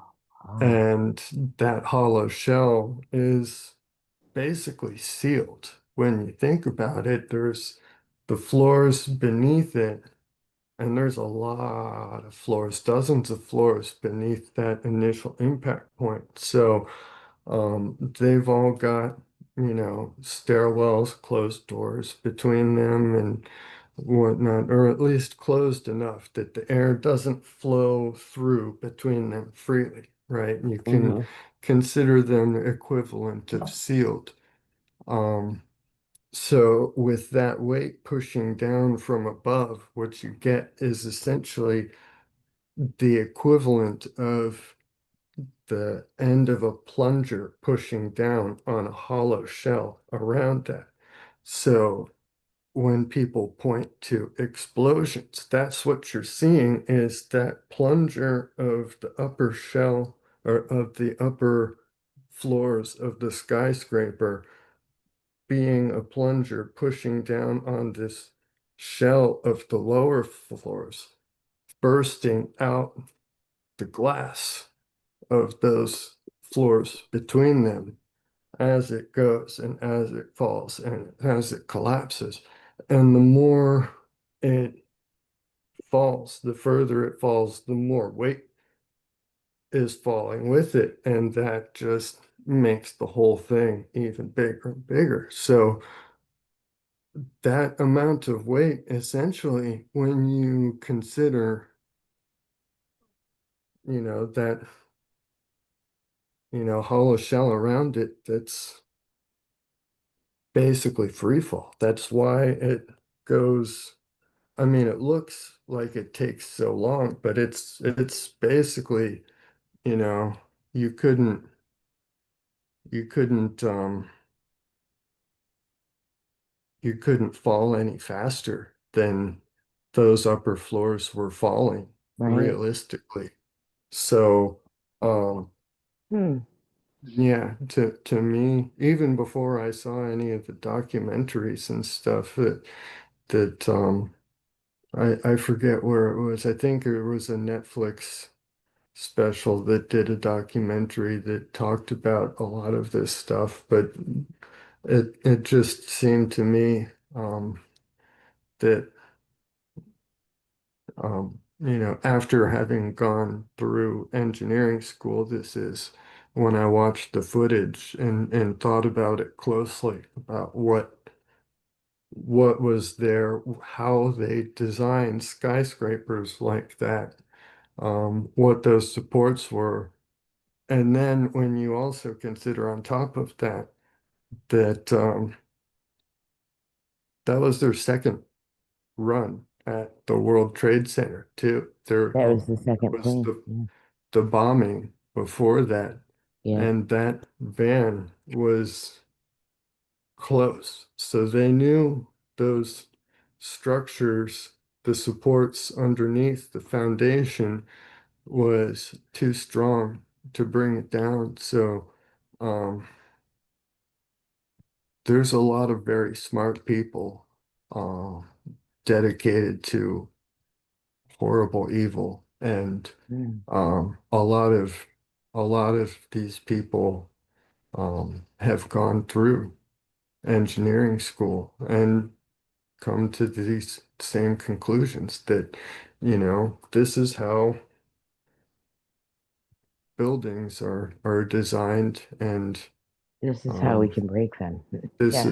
is how, yeah. Yeah. So, yeah, I can see why a lot of it looks really weird. Yeah. And it's only after having gone through school that those little details jumped out at me as not as suspicious as I thought they were Okay. going into it. But yeah, I agreed with you before I started, and then yeah, Yeah. Well, it and with me too, I mean, we saw it as it was happening. And literally, we still had people on the phone. It was the most horrifying. And I think a lot of it, I know, I'm not going to say I think, I know a lot of it, it's like, oh, I'm in denial. I think this was premeditated. Obviously, it was. And that they put explosives throughout the building. But they didn't need to because they put the jet fuel in there. Yeah. Wow. yeah, they brought all of everything they need. They didn't need to explode it. They just needed to burn it a little bit. Yeah. I mean, a little bit. I'm using just because that's how far they were from fully melting steel beams. Um, Yeah, you don't but need to fully melt them to have a structure yeah, collapse. Yeah. yeah. Wow. See, I knew you were the one. If I want, Oh, please don't give me too much credit. well, you just explained that to me, my friend. So yeah, I'm sneaking around the house because it's 2:20. Is that a double 11:11? It's 2:20. All right. I don't want to wake anyone up. I can't fall asleep. Aren't you all supposed to be out the door in like another 3 hours? No. It's Okay. tomorrow afternoon. My arrival time is 2:45. My surgery is probably around 3:34. Okay. And if all goes well, I'll be home by 6. But if I do not feel good and they know it, and I'm like, trust me, I know the difference between the feeling of coming out of anesthesia and a seizure. And if I'm having a seizure coming out of anesthesia, well, that's a different story, right? And that's what happened in 2023. So I did get those answers, but I cannot sleep. I'm like, because I couldn't eat and I haven't been hungry lately. And now when they tell you nothing by mouth after midnight, I'm starving. I'm starving. Okay. You know how it is. So I'm going to open apple juice in a few minutes, but dang. Yeah. Dang. All right. We got to talk about some happy stuff. Um, After essay in the Twin Towers, my heart's broken. But watching Angel Take hits sleep. of my cart before I would go under anesthesia for my ECT. Wait, what? Yeah, I used to take hits of my cart in the beginning. Oh, Yeah. Well, We're going in for ECT because I couldn't eat, and I was like, this is the next best thing. And then I realized, like, you know what? Maybe I shouldn't do that before going under anesthesia. you should munchies. It was debatable, you know. Oh, they told me use as much as I want. I'm Yeah, like, I okay. was like, you know I'll what? just, yeah. I'm just smoke since I can't eat. Yep. Smoke, use my oil. They know what I use. They know how I use it. And I'm like, oh, hey, look at that. You're in my garage. Yeah, let's see if we can. No, we can't. Yeah, there she is. I'm not moving that mower for at least 2 months. Okay. But yeah, it's just, I had to be stoned. I've been stoned for a week and a half because they can't give me anything. And I'm like, oh my God, this is outrageous. You can hear, you can hear my shoulder. It's so funny. But I'm like, yeah, dude, I'm trying to keep up with your chat. Oh, yeah. I got something here. It says relationship advice. I'm a female, 23 years old. My boyfriend is 22. He's going through a major glow up and is out of my league now.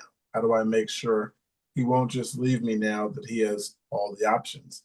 We've been dating for 2 years, and even though he was always cute, he has always been growing into a very strong and good looking man. Like he went from looking like a cute teenage guy to now he's this strong grown man and he's super attractive. He gets hit on.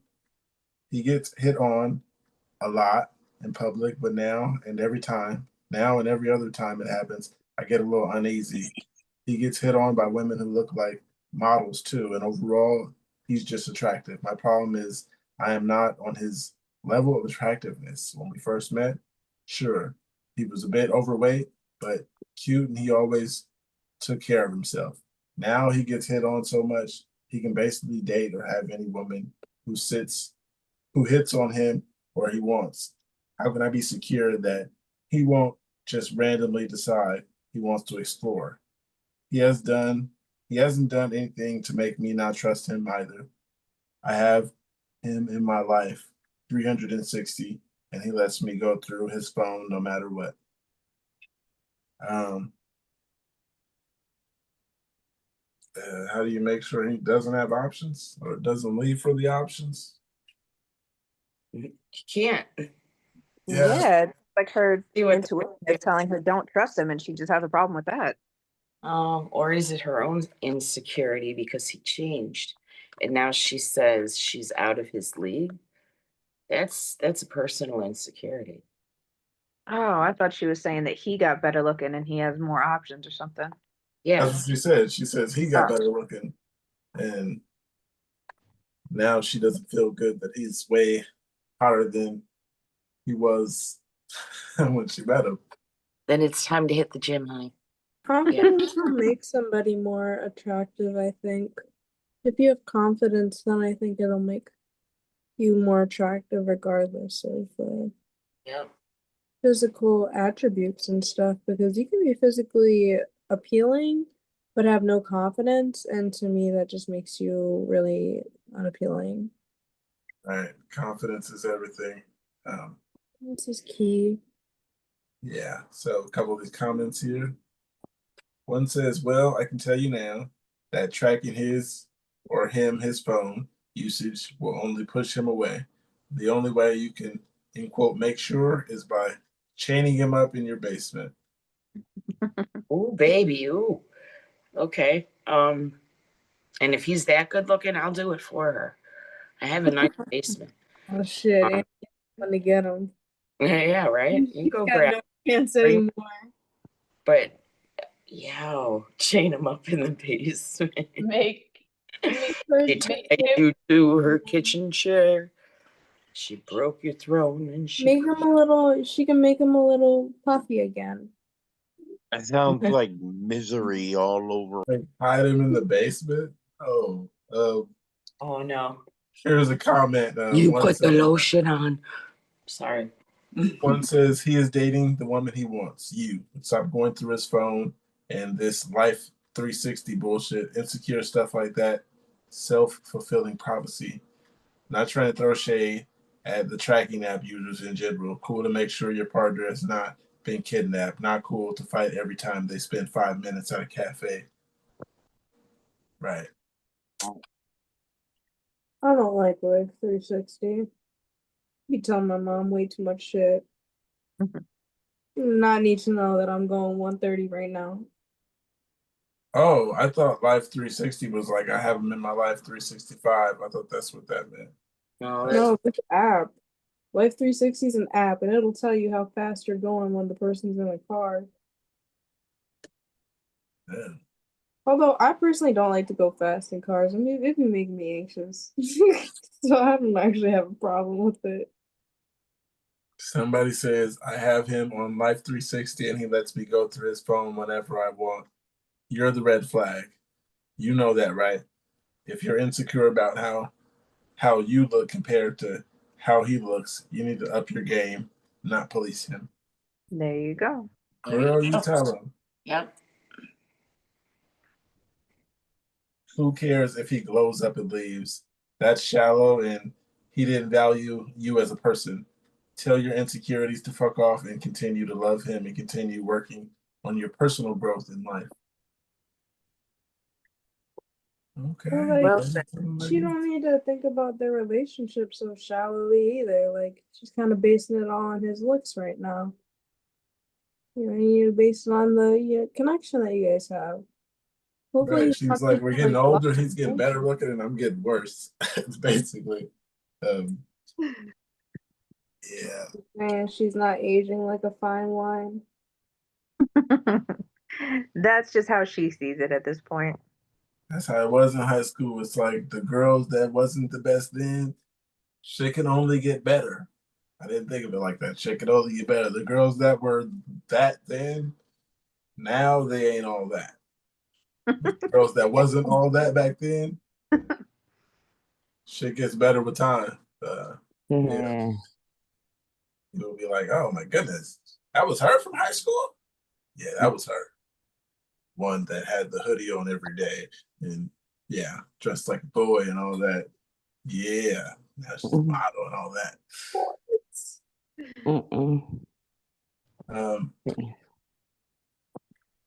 One more comment. It says, so he was only with you because he had no options. Is that what you're saying? If so, why on earth would you even want a guy that was only with you in your mind because he had no other options? Good point. Yeah, that's a good point. Really good one.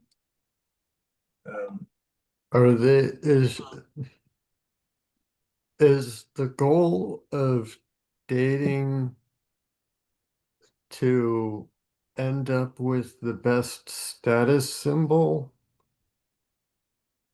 It sounds like that's what this person thinks, that, you know, the person with the hottest partner at the end wins. For some Like, people. why does this matter to anybody that much? How someone looked back then versus how they look now versus how this other person looks. It just, I don't understand. I don't know. I just, Yeah. I guess. Some places, yeah, that's what you want. And if somebody else has what you want, you got to get it. And it's, yeah, that kind of culture.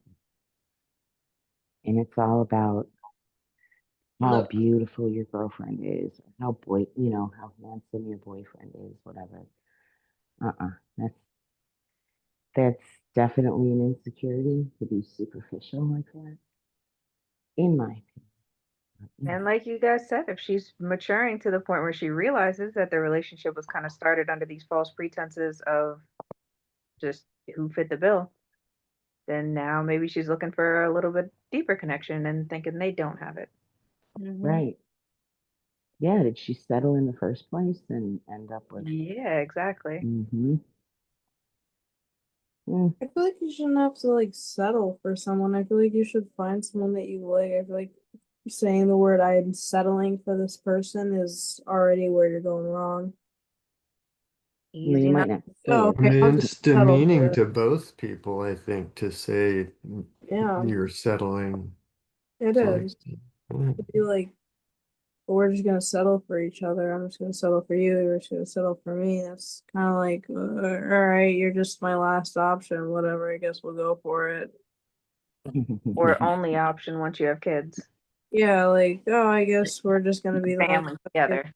kids. Yay. Yeah. I don't like you, you don't like me, we'll just settle for each other. Sounds like a great relationship in the making. And a Yeah, decade it's like goes by before you know it. instant trauma bond, you know? It's like that doesn't start well. Trauma Yep, and then bonding. next Yep. thing you know, you're trying to figure out a way to solve your marriage. And that costs a lot of money. Nah. I didn't try. No, you gotta know it's not worth it at that point. Yep. He screwed it up. Some of them don't. Some of them are just keep on trying.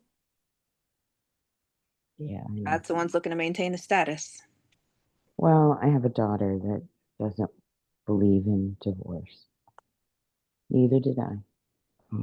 Yeah, I mean, some people want to see.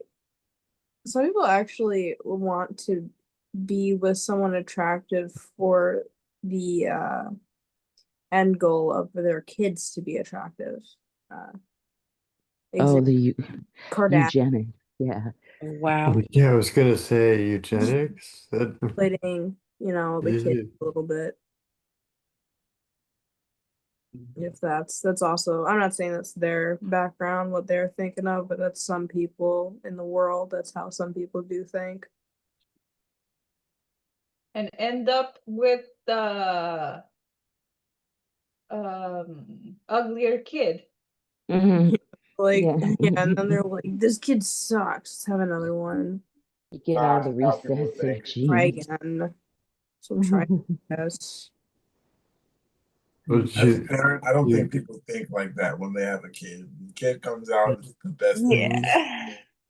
Some you hear the people do think like conspiracy that, though. theory? Some people genuinely. Yeah, you hear the conspiracy theory about Charles Lindbergh and his son Charles Lindbergh Jr. It was the most famous kidnapping at the time because Lindbergh, his cross Atlantic flight was worldwide news. So he was like the biggest star in America at the time, and his son was kidnapped right out uh, of his own home.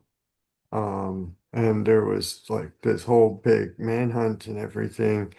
And the child's body was eventually found like not far from the parents' home. There were all kinds of questions all surrounding the case and everything, but some have theorized that Charles Lindbergh was, well, not theorized. Charles Lindbergh is known to have been a strong supporter of eugenics, and his son was born with some what was it? Not his son had rickets. Um, and that was not the type of tall, dashing, handsome specimen that uh, any good eugenicist would want to raise. So yeah, honor killing, Lufa. It's almost exactly it. That the theory is that his son didn't live up to the standard, and They do that so. in other countries as well. It's usually with females, but they'll do it with men as well if they don't live up to what their expectations are. They are seen as a dishonor to the family and are killed. Well, not necessarily a dishonor in that sense. This theory is that He wasn't good he looking. was seen as like genetically inferior and Yeah, or like wasn't. some people think of Yeah, I don't know. Maybe I'm just getting confused, but when you say honor killing, I picture like overseas cultures where yeah, like she has, made out with a yeah. boyfriend or something at the age of 15 or something, Mm. and had to be stoned to death because of that. This Uh, one's just like similar to it, to an honor killing in a sense of like the kid didn't live up to the dad's expectation Expectation. well, the he philosophy of wanted out of eugenics child. emerged in the early 20th century. It was kind of distinct from like the concept of honor killings had already been practiced in a lot of these cultures that still exists in today. But eugenics, I think, was a uniquely Western um, ideology that emerged as a kind of, I mean, it was like the Nazis were eugenicists and stuff. They wanted to raise the pure white Aryan race and stuff. And Lindbergh was, but not with Nazis. He was with Mussolini, I believe, buddy with Mussolini. So the fascists over in Italy. Um, Mhm. but it's um I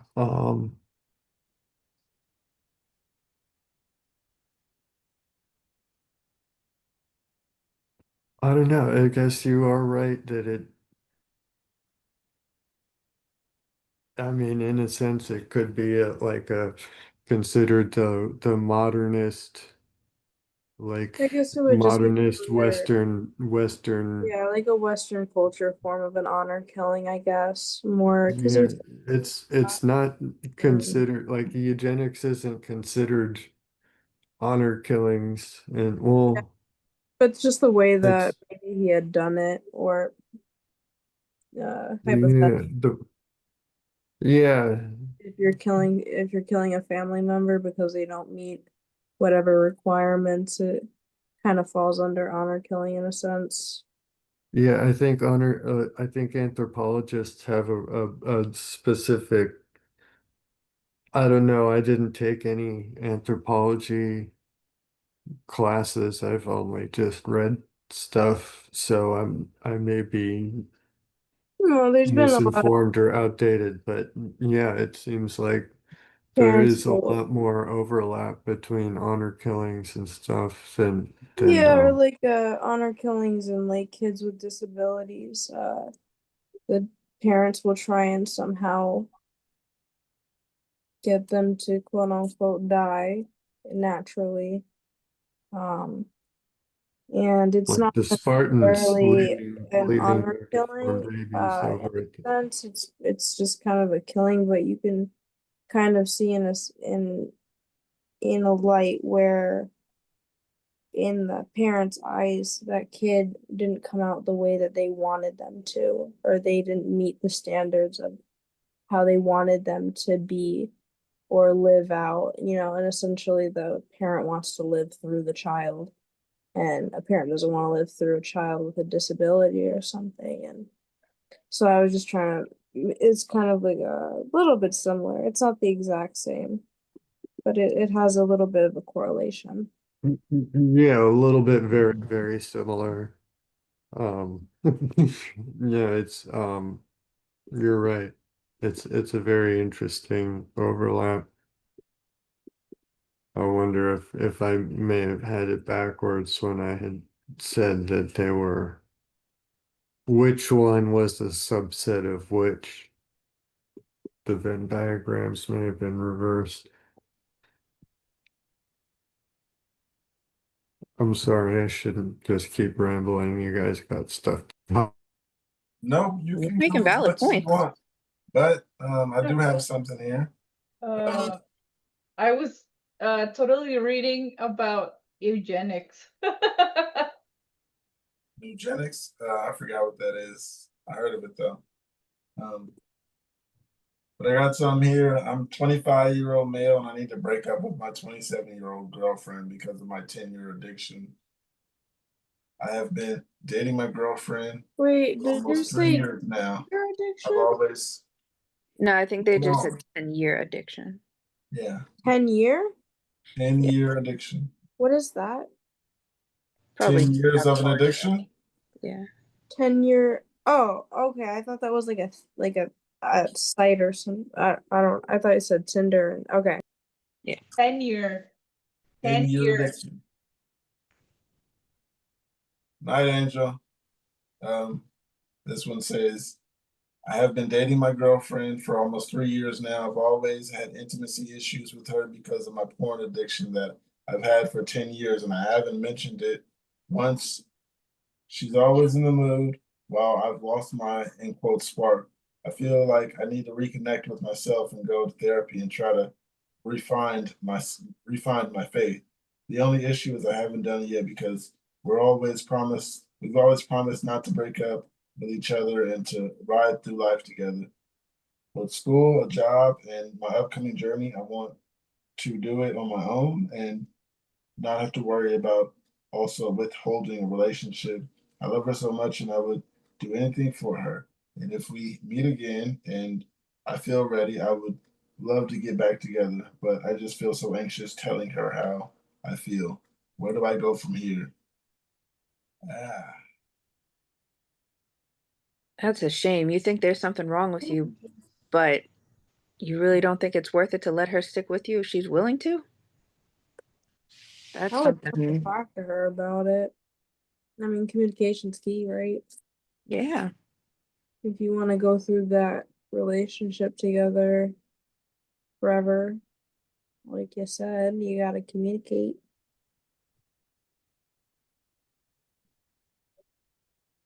I think if you tell her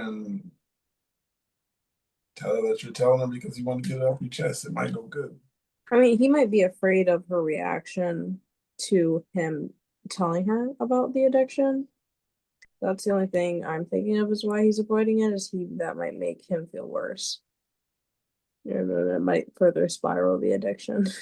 I mean, if they've already committed to So, staying together for life and, that thing they said about it, maybe she does already know about it, but maybe not the extent, like I you said. mean, I don't know. People say they'll stick with you for things, but people are unpredictable at the end of the day. Right. So, she might hear that and be like, ah, because what if he came out here and was like, hey, I'm addicted to something that's illegal, and I would be like, I know we made this pact, but yeah, no, we're not. You disgust me. So, there's certain things that might just break the bond. At least give her the chance to decide for herself. Yeah, give her the chance. Yeah. It might make him feel worse. Yeah, that's the only thing I'm thinking of why he's not telling her. It might just make him feel worse. You're already on your way to improvement and you don't want one more, kick. I would either just be like, hey, let's take a break for a while. Which is probably like the worst way to do that, but that's just the way I would do it. That or I would ghost her. But more so. So James and Mark, what are you doing? Breaking up? Or are you just gonna tell her and see if she'll stay with you? Or like you said, you go to therapy.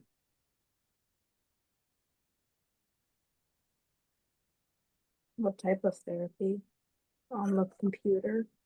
He wants to refine his faith. James, you're on mute. There we go. My bad. I was gonna say, honestly, I don't know. I'd probably it sounds like if they're fully committed to each other, for a lifelong relationship, then at some point, those those past ghosts are gonna get brought up. Something's gonna get brought up.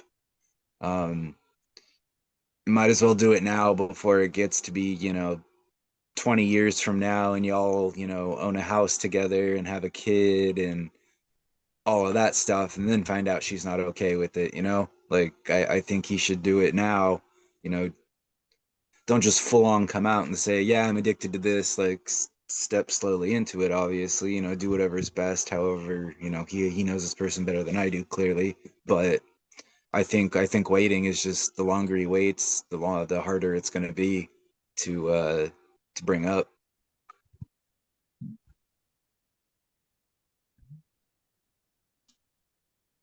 One of the comments here says, I think she would absolutely support you. Maybe just to me, but if someone was struggling, I'd want to be there and help make them feel normal again. I don't want someone to hide it, especially if it's affecting the relationship physically and the moods associated. Please have a support system that isn't yourself only. Tell her about it. You don't need to break up with her. Not gonna lie, this sounds like a breakup you will regret.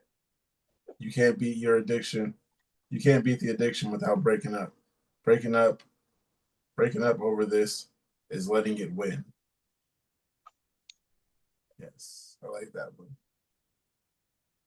And it's gonna bring them down, and then they're gonna want to go right back to using, or using even further if they still are, which it sounds like they might be. It's just gonna, I don't know, give you depression. I don't know what other term to use, but it's gonna bring you down. And then if that's what you're already kind of using as a crutch, then that's probably what you're gonna go back to using. So I think, yeah, I think in the long run, a breakup is probably the last thing this person needs at the moment. She may be able to help with like getting him back into the physical, actual active life, She may be able to help him recover, get the gist. Oh yeah, exactly. That's why I'm saying, yeah, I hope it's not a breakup, because it could, yeah, like I said, lead the person to, going right back into that habit. Yeah, I think you could probably help him into like. Yeah, she can maybe be like, we're gonna watch porn together. Yeah, or I'm gonna dress up all kind of funky for you tonight. I know a couple like that. That's the only reason I said that. Yeah, they watch porn maybe, together. yeah, maybe if they do it together, it'll help them out. That might be their little 10-year thing right there.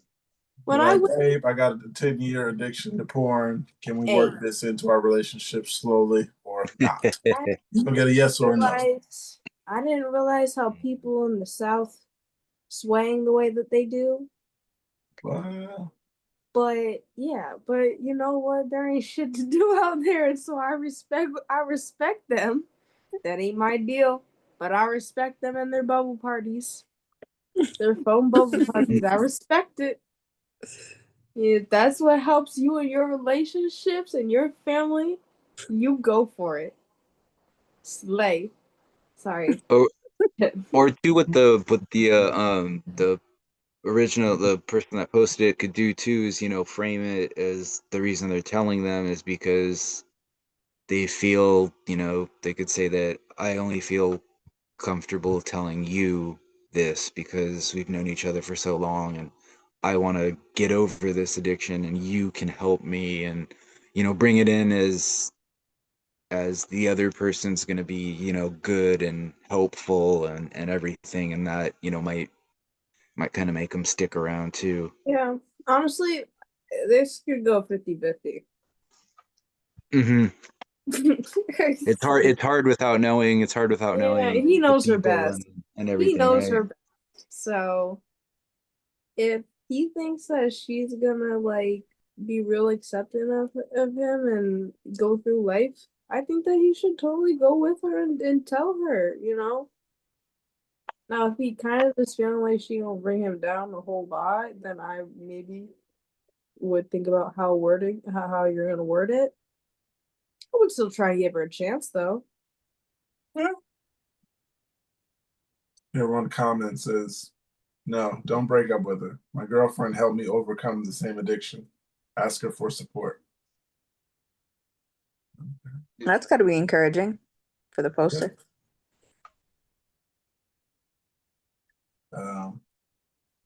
Says, first you promised to never break up. Now you aren't keeping your promise. Then you're going to break your heart and also someone else's. Are you okay with that? Ooh, that's harsh, but true. It's harsh but true. It sounds like you breaking up with her will only lead to you falling deeper into your addiction. But yeah, I agree with you on breaking up with her. No one should be with a partner that does not only have eyes for them and lust after others. It's coming from a woman. Yeah, some women think like that. Yeah. Ladies. Oh, no, damn. Let's get you started. You okay over there? That's why I can go 50-50, because some girls do think like that, like, oh, you want everyone else but me, but really it's just like an addiction that they need help with, 7 deadly sins. Okay, you guys, this is for everyone besides Lufa. Lufa, I do not mean to single you out at all. This came up in the, what do they call it, algorithm. It says, for people who grew up before smartphones, what is something that the newer generation won't get to experience? Someone said, brood again. Here's today's brood again. Question number 1. Not sure what that means, but first comment says, freedom. You go away to work, you buy food, and nobody panic because you didn't reply for 5 minutes. Right. You. I would say some smaller things are just like, having like a little piece of paper or whatever that's got like your closest friends like phone numbers on it or something. Just like in high school or something, like you wanted to call like their house, because you obviously didn't have a phone to put it in. Or another thing I missed that's not exactly cell phone related, but is like magazines. When I was a teenager, I was hell into BMX riding. Like I mentioned, I've always rode bikes and everything even before that. And so like every month I would get these 2 different magazines that were about, like BMX riding and seeing, guys do tricks and stuff. And like now you can just go on the internet and watch a video of anything, any picture that you want. But it was that feeling of like, that couple day window of the month that magazine's going to arrive at your house. So you keep checking the mail. You're like, oh, I got to open the mail, but oh, it didn't come today. Damn it. Like, yeah. Some more comments. One here says, a life that's not recorded. The ability to go make mistakes and not have them follow you online for the rest of your life. They'll never grasp the level of anonymity we enjoy it as a anonymity. We enjoy that as a society, it says. Wandering 6 feet from your buddy in a crowded place and being unable to find them again for hours. How about this one? High-C ecto cooler. Oh, yeah. Yeah. Remember the coolers? Ecto cooler? High-C ecto cooler flavor, the green High-C in those boxes. Yep. Oh, are you youngins too young to know about the High-C? What about, okay, is Surge more in your time frames? I'm thinking, I mean, I don't know why, but I'm thinking beverages for some reason. So yeah, Surge or High-C Ecto Cooler. What kind of? Do they still make Capri Sun? Yep. Yeah. Yeah. Yeah. Okay. There's I see probably the some, kids they that still have probably them. stopped making the best flavors. They still have the one you said. Balls. Did anybody drink the balls? The blue glass bottles? Yeah, I remember Yeah. those. My grandma The had ki- us the- do tea parties. We did tea parties and watched the Andy Griffith show. I don't know if that was part of any of y'all's timelines, but the Annie might know the Andy Griffith show.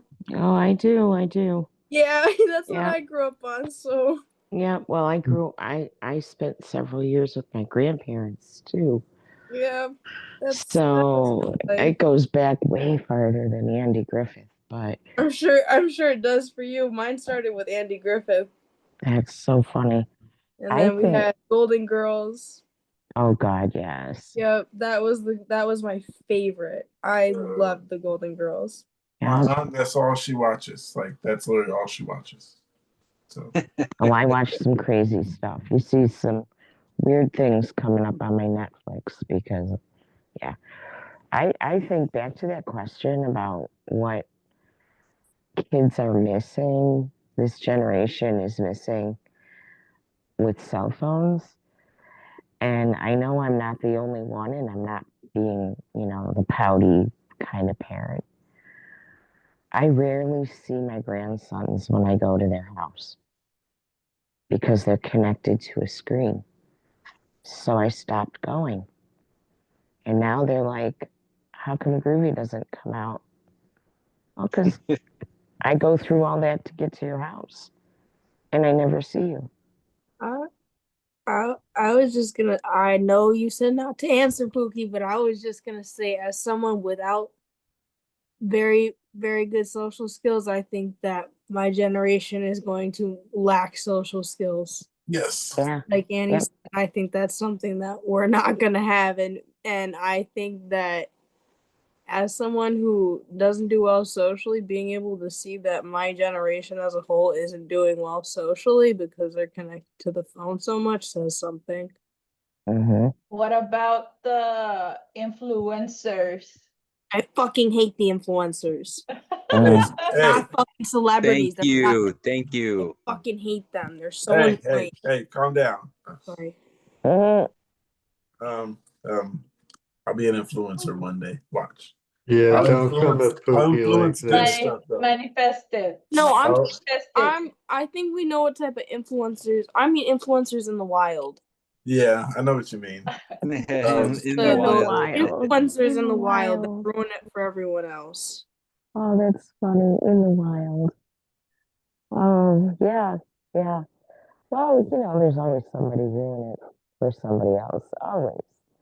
But yeah. And just online for everyone. I don't like the people that run up to you with the fucking cameras in your face. Can't stand that. Please put the cameras in my face. Yeah. I was just trying to walk from point A to point B, and now you're trying to get me to answer something on your little Instagram reel. It's not gonna happen. Yeah. Sorry to be that person, but I want to go home. I have social anxiety and you're scaring me. And you're recording it. No. Thank you. There's not like 30-year-old people too. 30-year-olds are like doing this shit too. They're the ones like running up to, and I just feel uncomfortable. As a 30-year-old, I feel offended. I don't feel offended. Why? Not at all. Just understand you have the social skills and the ones that she's referring to don't. Yeah, here's some of the comments from that thing about before smartphones. One says street pay phones at every corner. Oh, those were the shit. Oh, yes. Yes. Somebody said there was a number you had to call to get the correct time and number you had to call to get the weather. And that's right. All those numbers continuously on our landlines. Yep. Do you guys remember the collect call numbers, like all the commercials for them? It was like I do that for my payphone all the time. 3, 2, 1 or 5 1-800-COLLECT. Yeah. 10, 2, 20. Yeah. Yeah, there was the other one too. I Yeah. remember my grandma got like the first kind of like in-car phone call type thing, and it was like OnStar. She'd be like, OnStar dial, and it would never listen to her. And she Oh no, they had phones before so that. frustrated. Yeah, I remember my grandma's car phone. Yeah, they had car phones in the 80s, I believe. Yeah, The big brick phone OnStar like shit. this. The brick phone. No, she had like it was like one that you could just it was like Siri before Siri. It was OnStar. Oh yeah, I know OnStar when it came out. I a little hated button. OnStar. That She you annoyed had me. to push it. Yeah, you had to push it or crash. I hated OnStar. Oh, Before so smartphones, we wanted to have a bag big enough to carry a camera, an MP3 player, and a cell phone. I know, right? Or something separate for everything once upon a time.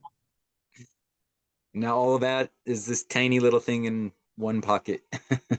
Yeah, I'm carrying my Ooh, I computer think now. that my Yeah. generation also won't be able to experience like concerts without phones and stuff like that. Festivals. Oh yeah.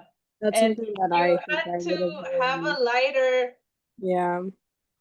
Look right, at me you coming out had with to all have these the light. Put your Pookie, you lighters said up. not to answer. I came out with I came out with some valid ones. Mm-hmm. I'm aware of my generation, don't worry. Okay, a couple more of these comments and we can move on. One says waiting in public places without having your phone to occupy your mind, staying home to wait for phone calls. I remember staying home to wait for the phone calls. I'm gonna call between this time. The whole country watching the same TV shows we all watched, the Olympics live. We all watched Hallmark after school specials. We all watched Mutual of Omaha, Wild Kingdom, and we all watched Wizard of Oz at the same exact days and times. We couldn't fact check that in real time.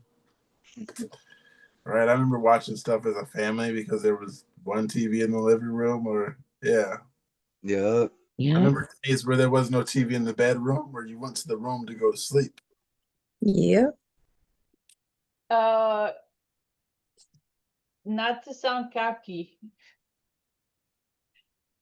or Go ahead. You're good. You're good. but I did have TV in my bedroom. Once I got a PlayStation, I did then too, because my mom didn't want to share TV time with me. She wanted her own TV time and me to leave her alone. Yeah. We had the TV with the big back on it, not a flat screen. Yep. That was my first one as well. My first job I got when I was 15 years old, so that was 2001. And I got like a decent sized one, it was like the super deep TV. And my parents let me use a good chunk of my first few paychecks to buy a PS2. So I got the PS2 with the Gran Turismo bundle. And and then I got the TV in my room, and man, Yes. I played the hell out of that thing, man. The bundle was the one. Yes, remember that. It's like 1997. Yeah. For me, no, PS2, not the first one. So it was Gran Turismo 2. So it was the That's when I finally got a TV in the rooms because they don't want you to play. Everybody has to watch it. Yeah, exactly. I had a Exactly. game system. Another Do question. you still have it? No, I have my Sega Dreamcast though. Nobody even keeps up with those. I have my N64 still, actually. I have NBA 2K. Before 2K, there was just 2K, and now there's 2K just came out in 2000 when I had the Sega Dreamcast. Yeah. Now there's 2K26. So I had the first one. I put that shit on eBay. Somebody wanted to buy it. And I was like, I have Nintendo GameCube, my PS3, sorry. X1, my Pokemon. Still got the cards.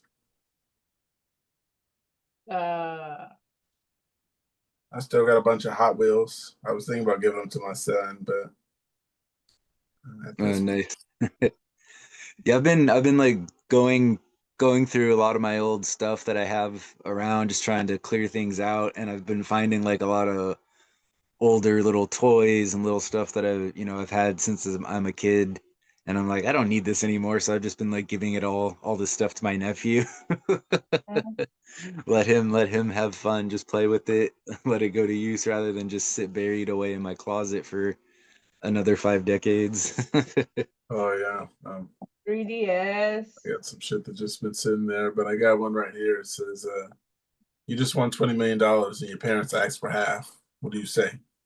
No. Of course. I would let my mom have all of it because I would definitely book. I'd say yes. Yeah, I'd say yes. My mom would be my banker. Yeah, I mean, the parents would definitely leave you as a beneficiary at that point. I was gonna say I'm 40. My parents are up there.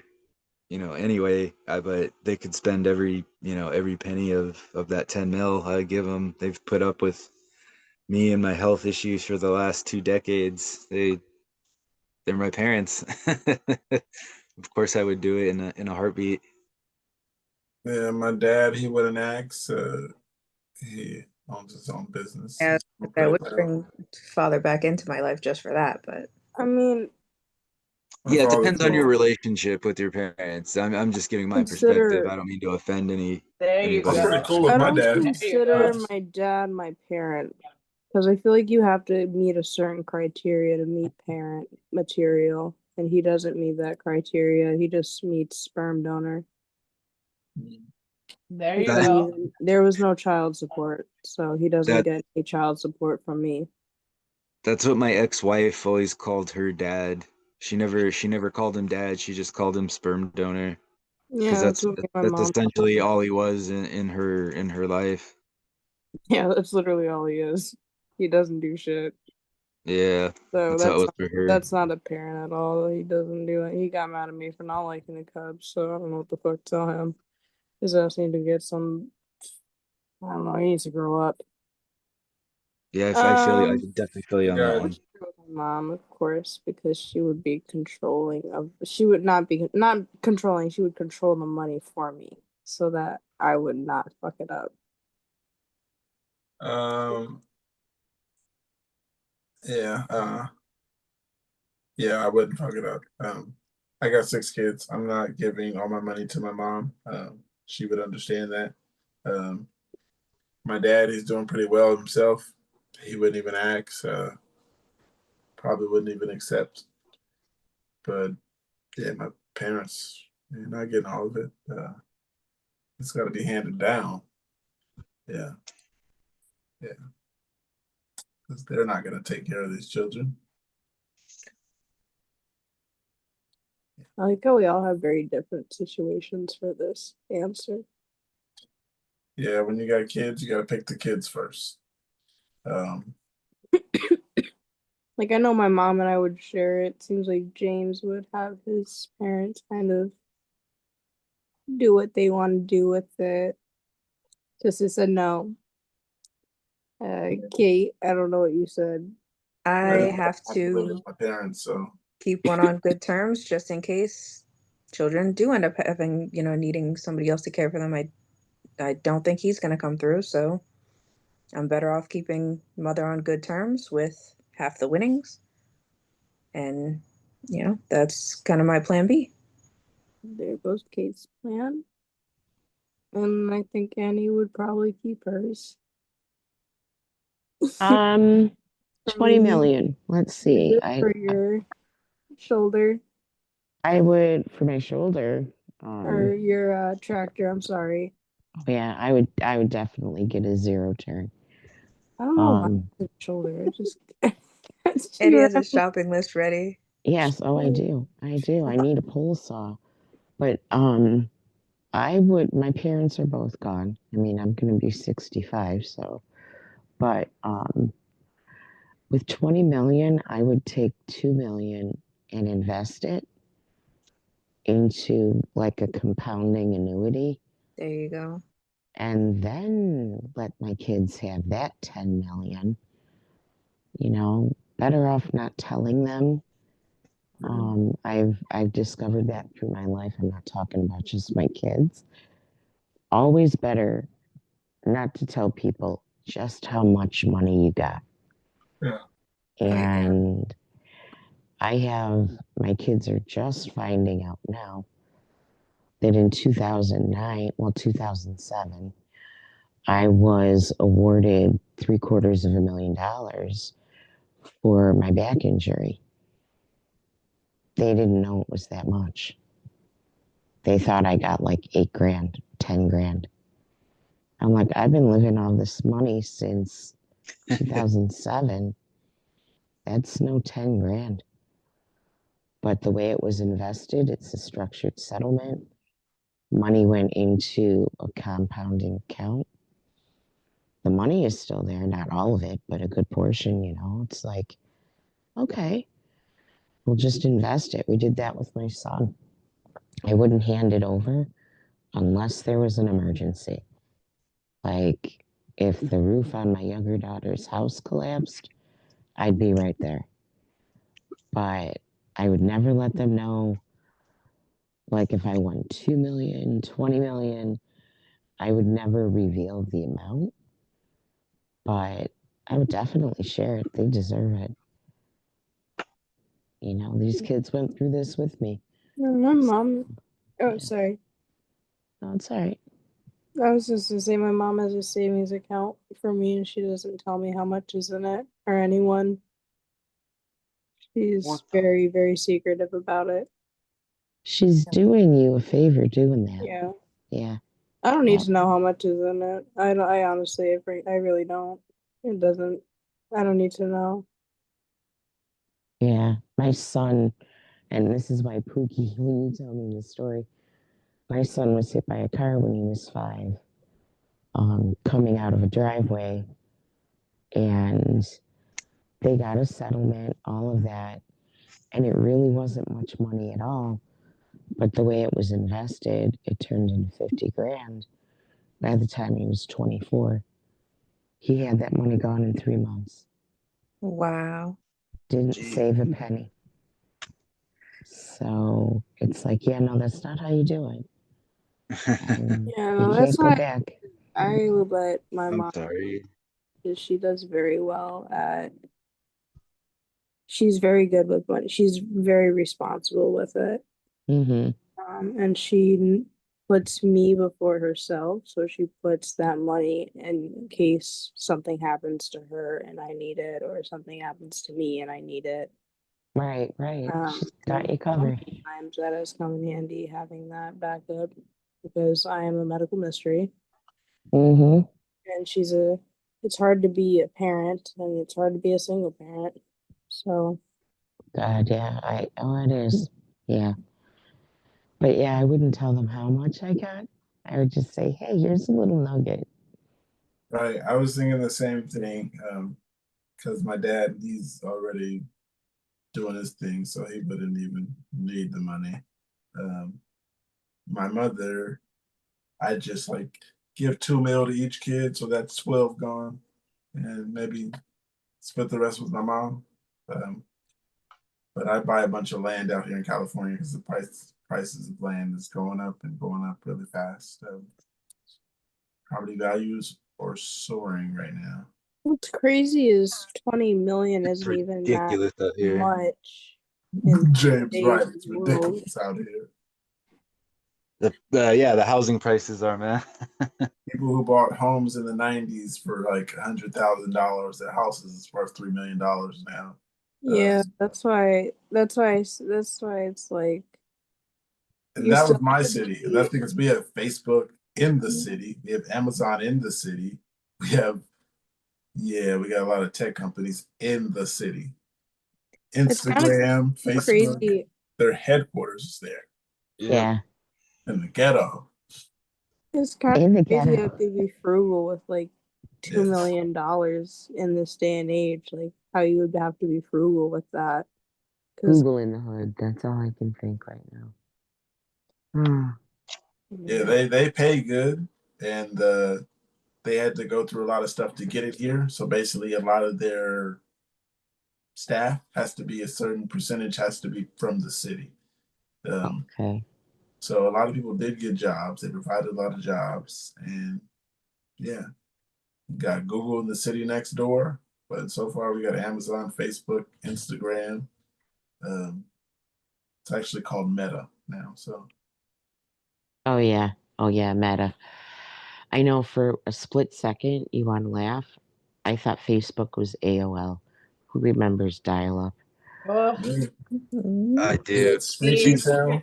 Did you hear that they're ending their dial-up service? I thought they did.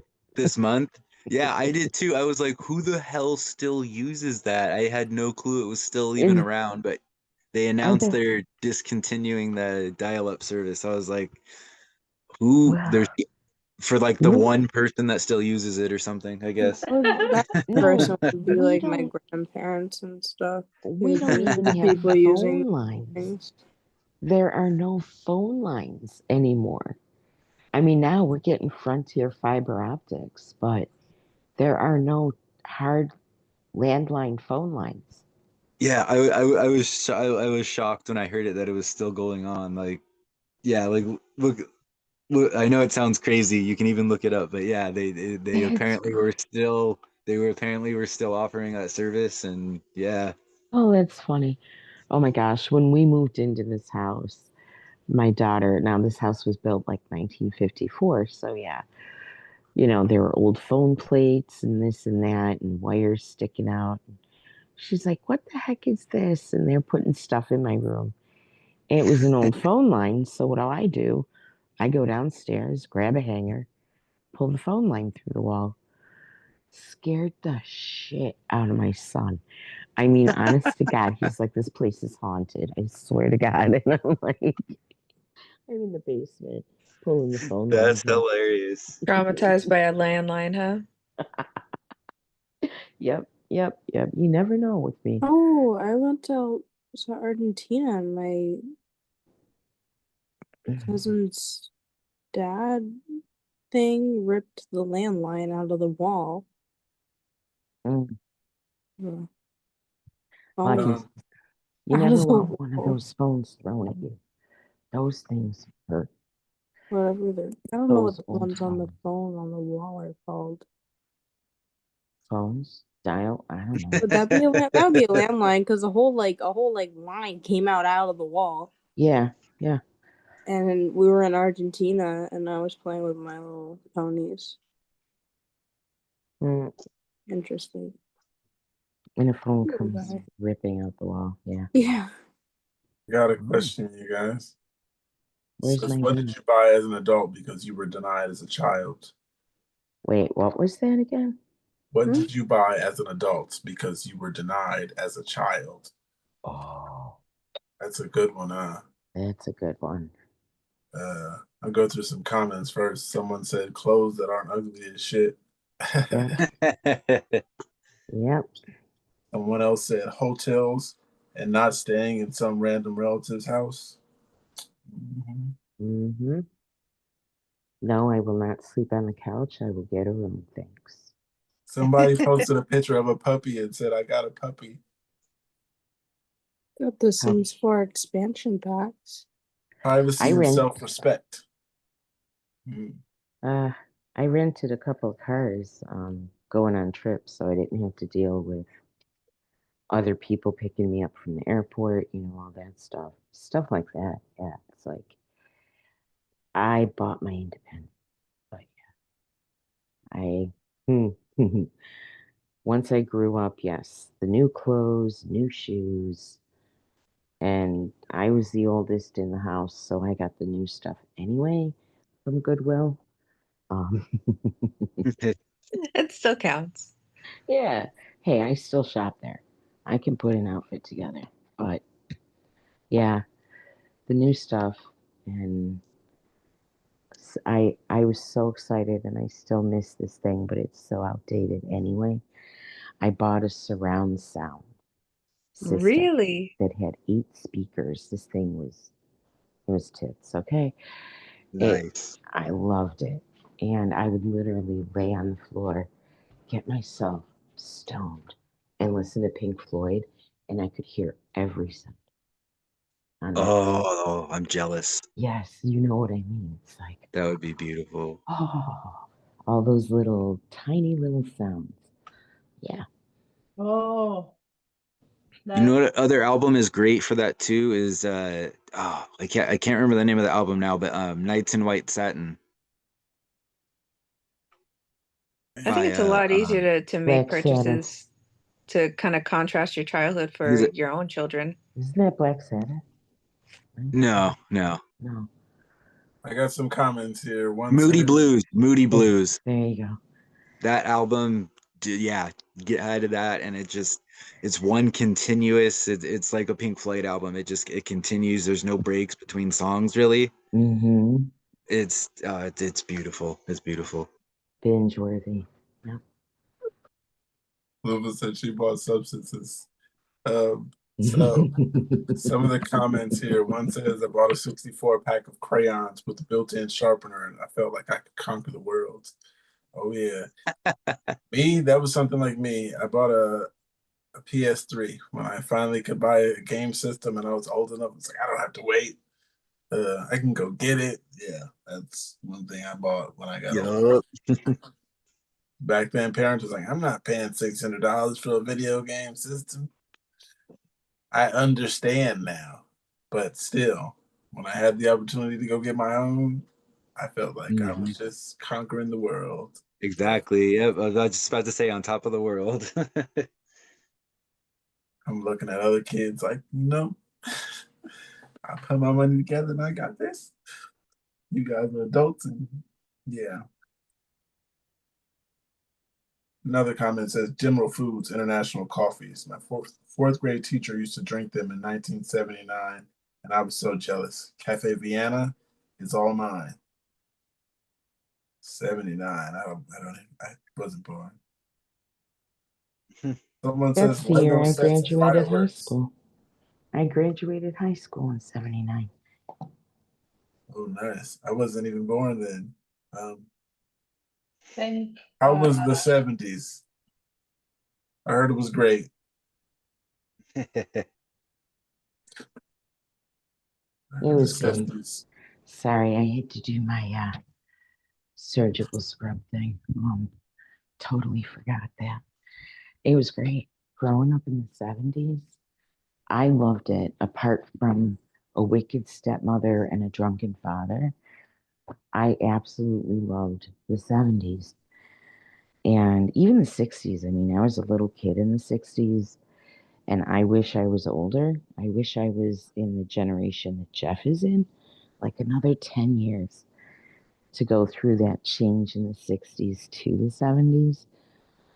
But I think the best part about the 70s was, I don't want to call it rebellion, but claiming our voice, especially women, and many other people politically just saying, I don't have to do what you say I have to do just because you say it. And that was the rebellion in the 70s. And I know a lot of people were leaving religion, stuff like that, because it's like, I don't have to do this. I do not believe this stuff. I don't have to believe in it. I can do my own thing. And then the crazy music came out. God Help Us, the Grateful Dead. What is that title supposed to mean? That's all I got from my family. What band would call themselves grateful to be dead? And I'm like, but you don't understand. You just don't, unless you get it, you don't get it. And it's like, no, it's more like, yeah, just what it is. But that rebellion, and when the music changed so much in the 70s, I can tell you as a person who lived through it, metal did not start in the 80s. It started in the 60s, more like the 70s. Ozzy Osbourne, the grandfather of metal, but yeah, yep, see, Twisted.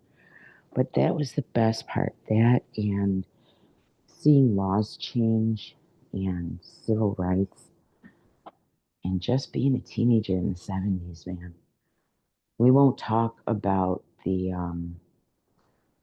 wet t-shirt car washes that we made tons of money on. That was the 70s, yeah.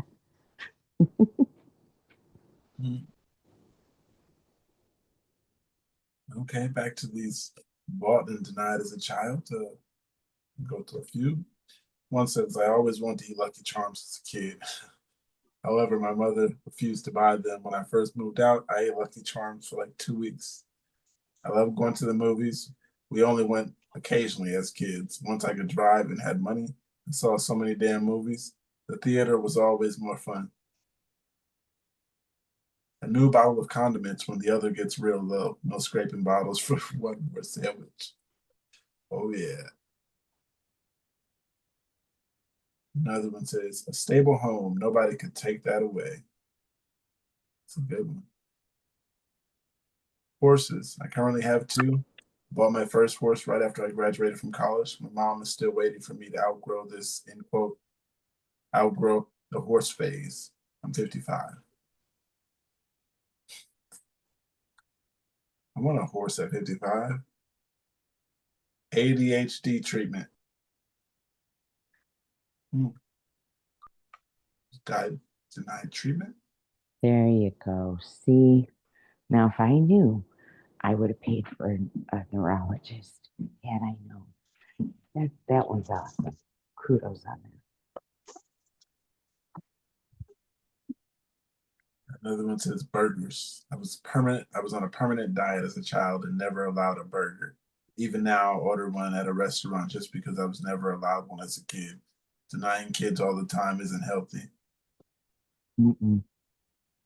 It just makes them want it more. Or it makes them act out to get what they want. I got 2. Well, I got one of those. That too, very true. Yeah. My grandsons are doing that because that's what their father does. And, well, you guys know me well enough. You don't start yelling at my daughter and her sons in front of me. You just don't. Just because you didn't get what you wanted. You don't do that in front of me. And that was one of my favorite fights because it was so quiet. It's like, you do realize, my son-in-law, that you are acting appropriate for an age younger than your own sons. So how about you grow up a bit, Yeah, those. But I like that ADHD thing. I like that. You can always get what you want. But if you try sometimes, you might find. You get what you need. There you go. Got one here that says non-hand-me-down bras. I got the best bra I could find. And that's still a major investment. Oh my God. Bra? Oh yeah. For one that's gonna last. Yeah. Those things ain't cheap, man. Imagine like 12 to 15 bucks. Can you get a pack of bras? No. Yeah, on Amazon that do nothing for you. Well, it depends on the size of the chest, too. Yeah, I guess that's true. Because smaller chested, I don't have to really do that much. But I know that my bigger chested friends have to fucking go out the back wazoo to fucking find a bra that works. Yeah. Is comfortable and doesn't, because even when I wear my proper bras, I hate them, and I don't even have to wear what they wear, and I feel bad for them. Yeah. Because you also sometimes you have to find a bra too with back support. Yes. Yep. So I have there's a lot a of things I have that a go. couple of those. I have a couple friends like that. It's like, Yeah. There's actually a lot more that goes into it than just buying a pack of bras. yeah, yeah. Right. It's not like a pack of underwear, but Mm. right. Sorts. Hey, I wear wife beaters because I can't tolerate a bra right now, so I'm just wearing men's undershirts, whatever you call these. We call them wife beaters, but that's it. The That's not one appropriate. that I call them wife beaters as well. Okay. Yeah. Yeah. But I That's have what we call them over here as well, wife beaters. right, and it's like It's just it kind of works. called. I mean, No one's really offended by it. I'm 64. My headlights are now flashlights for my feet. So I'm not worried about support anymore. There's no saving them. Okay. I do not care. So I'll take the wife beater and just tuck it up under my boob so I don't get the humidities and I'm okay. And I don't have anything pulling on my shoulder, squeezing my sides. Nah. Oh, Not right now. Oh man. it's not even nice to think about. I was Mm-mm. wearing like a bra thing, and it was like digging into my shoulder and my left side, which is my bad shoulder, and a Oh. huge knot in my entire shoulder, and it's in so much pain. Mm-hmm. I already know that my physical therapist is going to be pissed off at me when she sees, Yep. because you can feel it. And you can see it too. Like Oh God. the Oh left my side God. of my neck is a little bit or like where it kind of like connects is just a little more inflamed Oh my God. than the I know, right right? from the bra. From a bra. And it's like it's I they're just just wear sports bra. yep. Sometimes those, I don't know. It just happens to my left one though. I think because of the weakness of my. It's just because it digs in, just so that little bit of it digging in pushes out whatever. Or your left boob is bigger than the right one. Considerably. I've been told I have a pretty equal set. Pretty I'm symmetrical, no flat tires. not gonna lie, I'll give you some good Flat compliments. tire. I have two flat tires and no spare. Got a question. It says, what profession would you never date someone from and why? The military. Why? Hmm. Why? Well, why not? They're all Republicans. Wait. Yeah. You said because they're Republicans? Who said that? No. I thought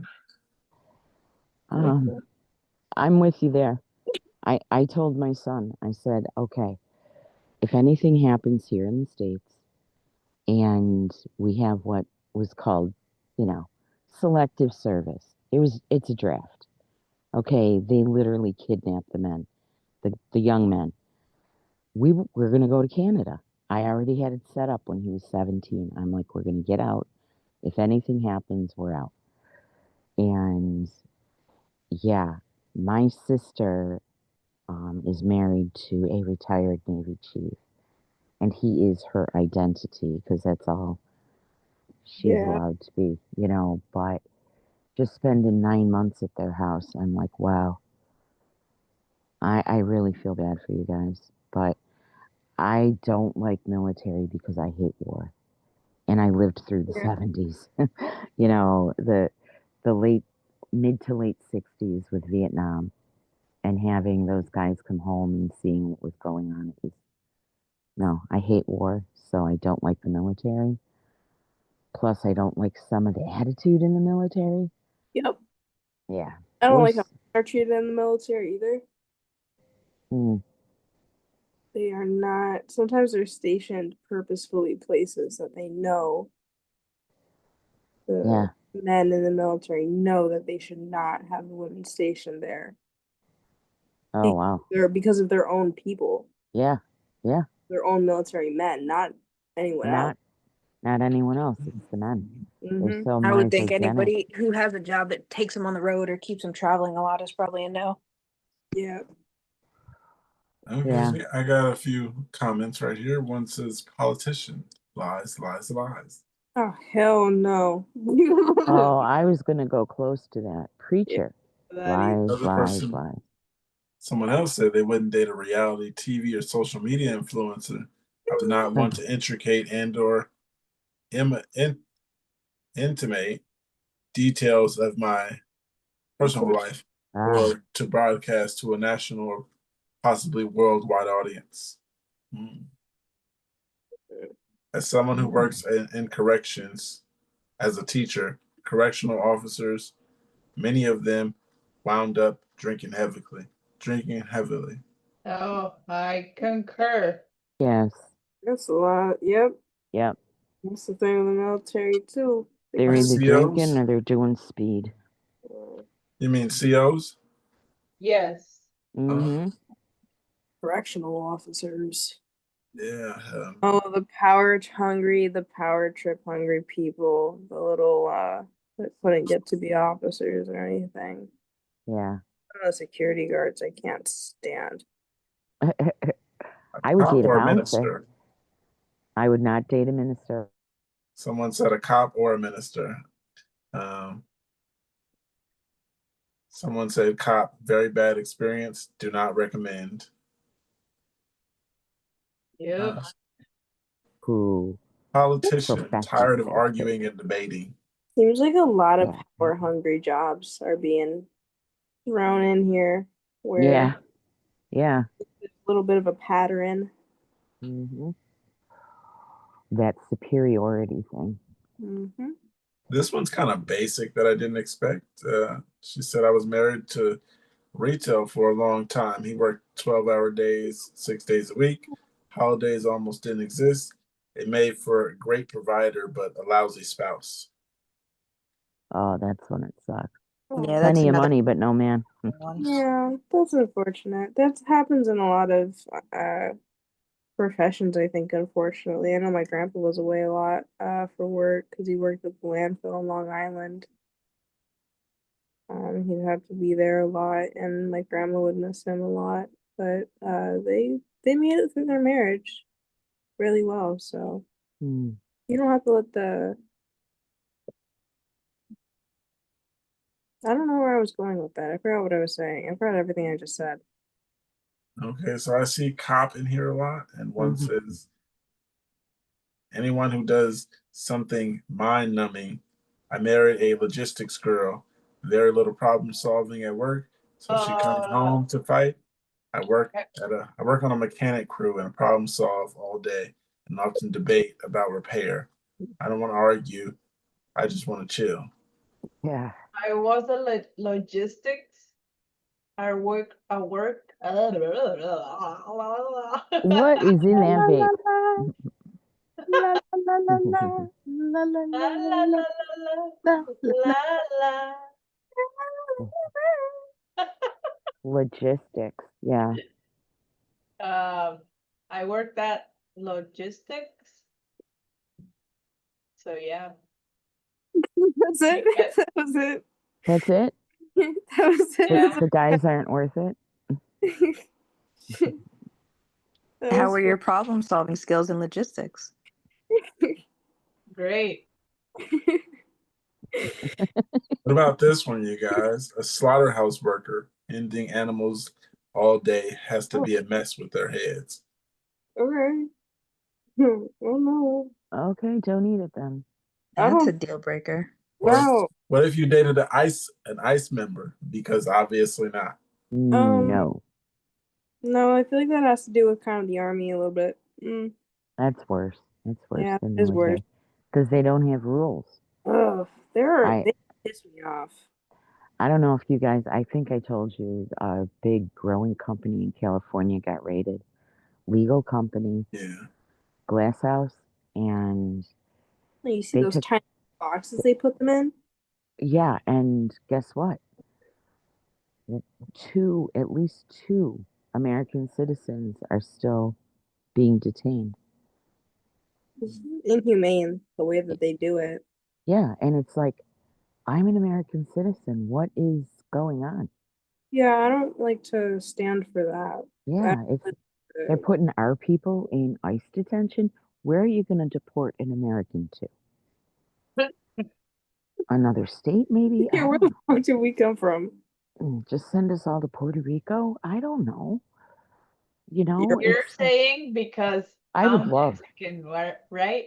Yeah, I would love to be in Puerto Rico. I got a lot of Puerto Rican friends. Let me tell you, I can't make them. Apparently, it's El Salvador right now that we're shipping them all to. Yeah, yeah. And there's some place in Texas too, and that's where they are. Is in Texas. I was just reading about how America is going to be taken over from the inside. Going to be? Yeah, it is. It has been. Yeah. Ongoing. Yeah. What I said earlier. Ongoing. We are experiencing a hostile government takeover. Yeah. The Handmaid's Tale ring a bell? Oh yeah. I lived it. I lived it as a Baptist. I lived it, and not quite exactly, but we were subservient. That was the only job of a wife. No, the book. Oh, the book, The Handmaid's. I saw the series. I didn't read the book. Yeah. Different. I'm afraid of the colonies. Are they going to put all of us in a colony?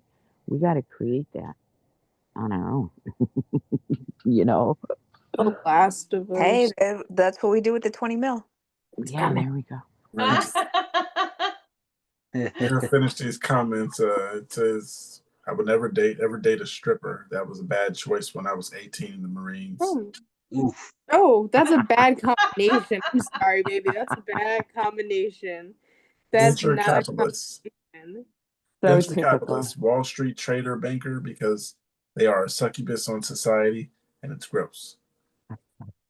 Cops, law enforcement, car salesmen, and lawyers. The first two are self-explanatory. Lawyers, I don't have enough money to fight them. Oh man.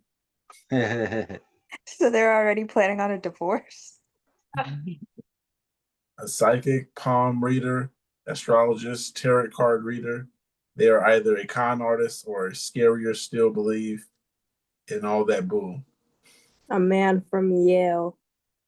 Republican campaign strategist. Timeshare salesman.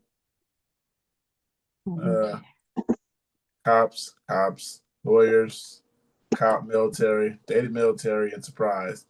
He turned out to be abusive. The stats don't lie. Yep. Oh, man. So if I marry a cop or a CEO, my chances of getting murdered are high? I think the stats are more domestic violence chances are significantly greater in one of those professions. Yeah, they get a power trip from all that power, and they come home and bring it home, and boom, yeah. So, who to pass the roll? Conservative politician, anything helping to do with politics. As much as I respect them, morticians. Lawyers are liars. Police officers. Why? I divorced 1 year ago. I date anyone from any profession because the job someone works does not define who they are as a person. Anyone can be amazing. No. First person I heard say that. I disagree with that. That is so How many votes does that have? It has 15. Okay. I disagree with those 15 people. What were they trying to say? That anybody who works a 9 to 5 is a good guy? Or their profession doesn't matter. It doesn't make their the profession person. doesn't define who they are as a person. Anyone can be amazing. What if they were literally Hitler? Like, what? I mean, you could always, cherry pick. You can always find, those few that are out there. So yeah, you could probably find some, decent people in insert whatever profession you dislike. You can probably find, some decent people out there, but it's just when it's a majority of them, and then that's kind of the first thing that they tell you is this is what I do. It's a turn off. There's just certain things certain people find as turn offs, and what somebody does as a job is just one more turn off for certain people. It's not a big deal. Okay, I'm going to finish a few of these more comments. One says, cops, military, doctors, nurses, lawyers. Most have egos too big to be decent partners. High rates of infidelity in those fields. Another one says, military can be extremely abusive, commit other crimes, and always get away with it. Another one says, an executioner is just out of my range. And a prostitute. It's not a good idea. I'm thinking why kind of like the why was because it's not a good idea. I was sitting here thinking, what? Okay. Yeah, that's interesting. A boxer. Why not? It says, cop, military, boxer, football player, basically anything to do with a uniform and a badge, expectation of needing to inflict harm on others to do the job. Oh. I probably wouldn't do a rapper or like a musician, like there's like nothing coming at all. Think entertainment is risky. Those people that think they're gonna make it forever and they're never making it. They just keep going and they're like 40 years old and they're still going. And it's like, hey dude, you're still kind of like couch hopping. Time to get a job. Oh yeah. I don't think bro, this next one's gonna be it. This is gonna be the hit when it drops, bro. No, nope. A gambler that gambles for a living.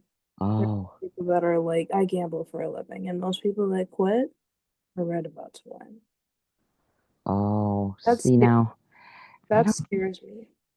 I knew a guy who was a poker player. And he was rolling in money, okay? He was the nicest guy.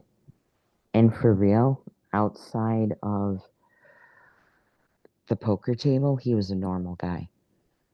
But he was like, yeah, but still, it's like that.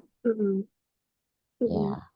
Because if you're in a relationship with someone who's like kind of like really, really into that, that's putting your money, if it's not separated at all, if your guys' stuff aren't separated at all, it's putting it all at risk. And that freaks me out.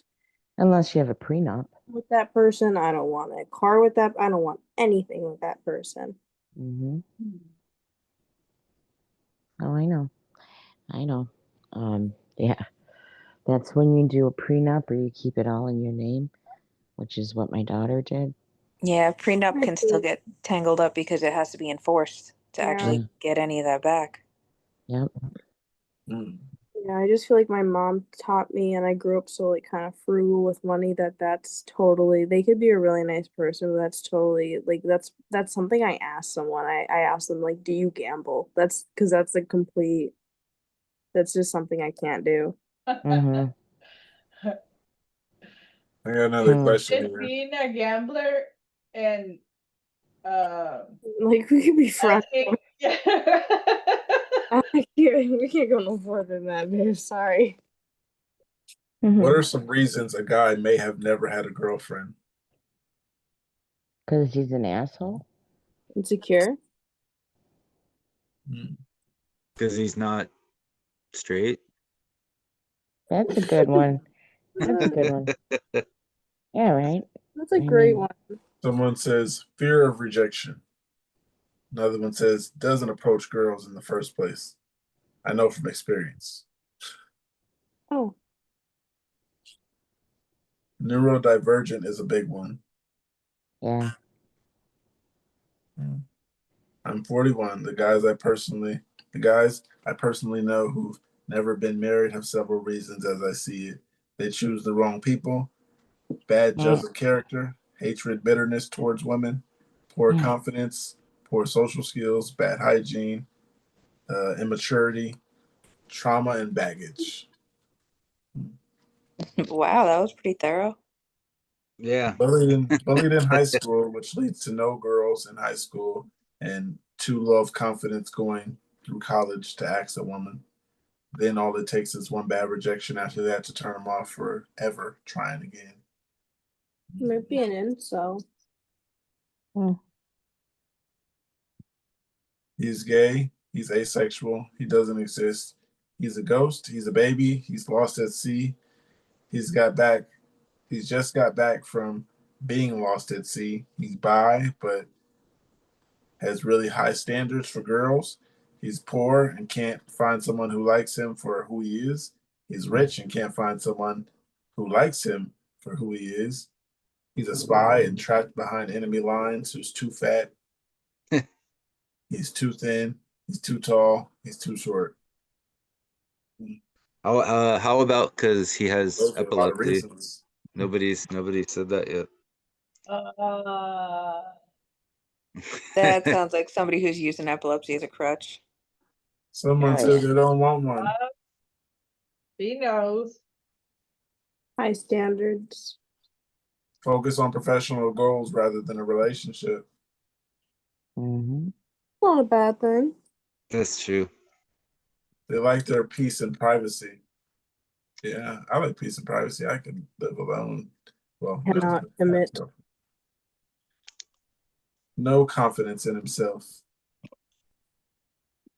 30-year-old male here. Let me tell you a short true story.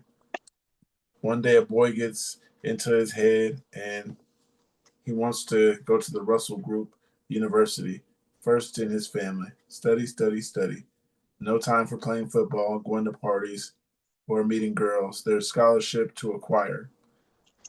While in undergrad, the now young man decides he wants to go to a really competitive program in a really competitive school. Study, study, study. No time for formals, going clubbing with mates, or dating. There's an MSc program to get into. While in master's, the now mid 20-year-old lad decides that he wants to go into PhD with funding. Study, study, study. No time for work or travel so far or find someone to marry. There's funding to jostle for. While in PhD, the now 30-year-old man decides that he wants to continue working in the uni once he graduates.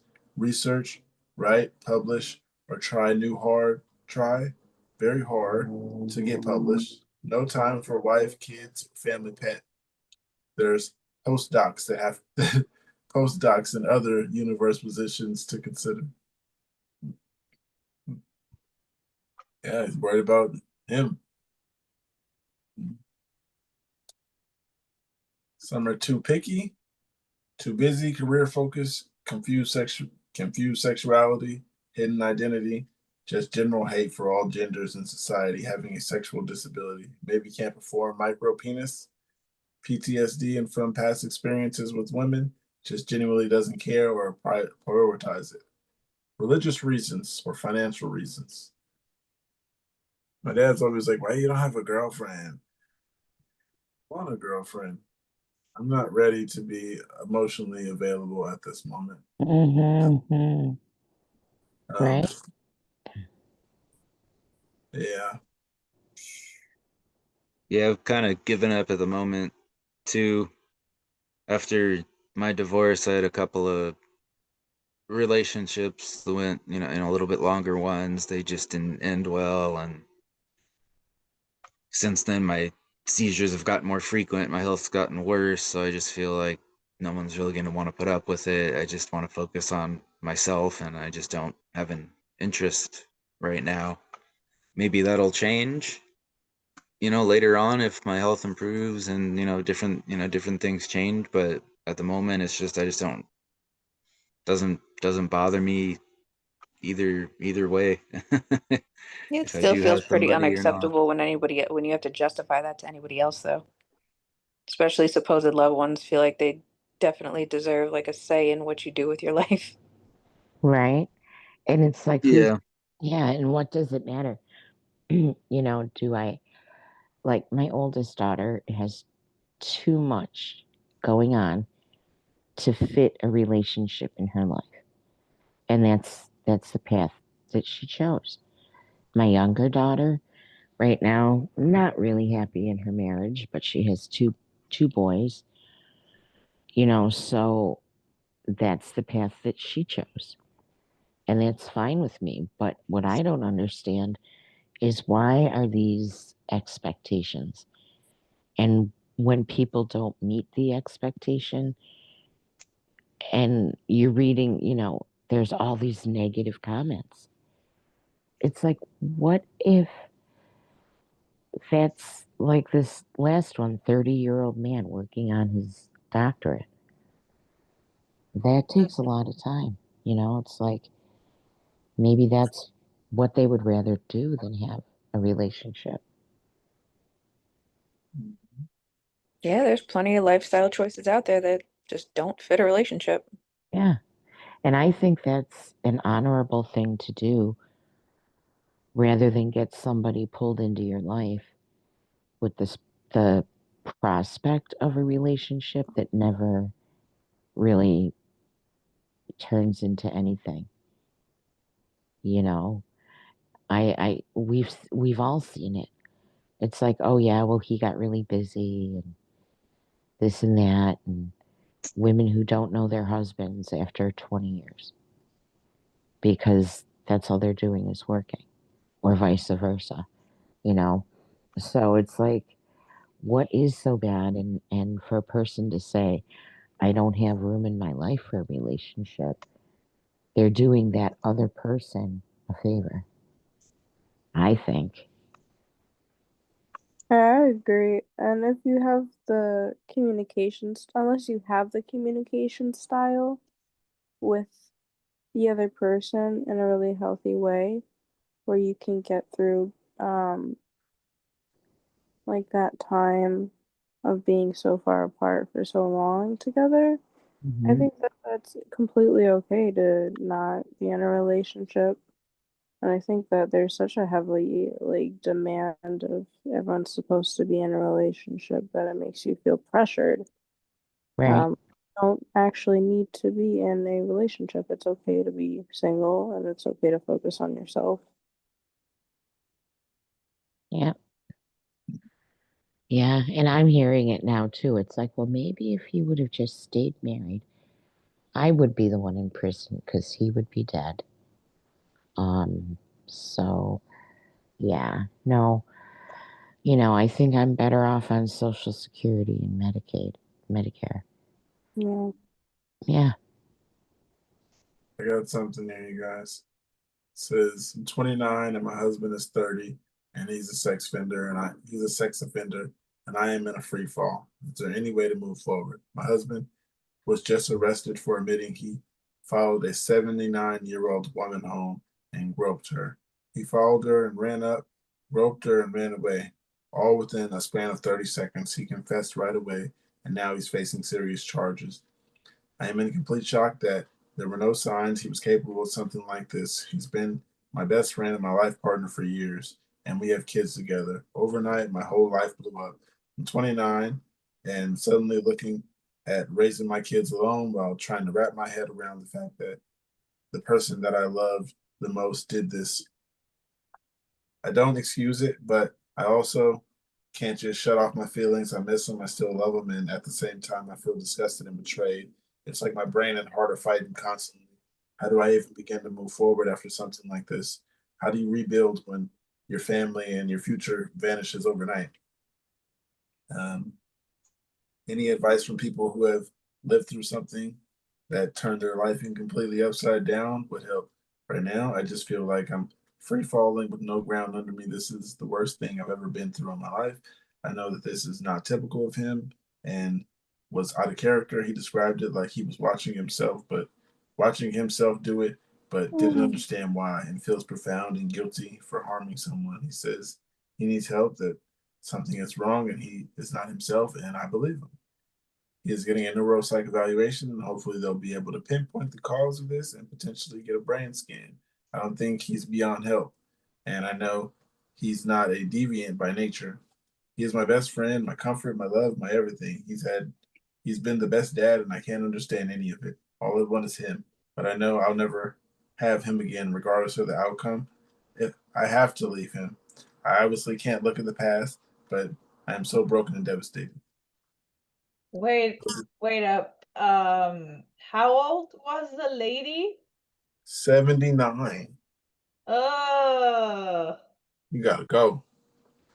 I'm not a girl, but Oh boy. it's over.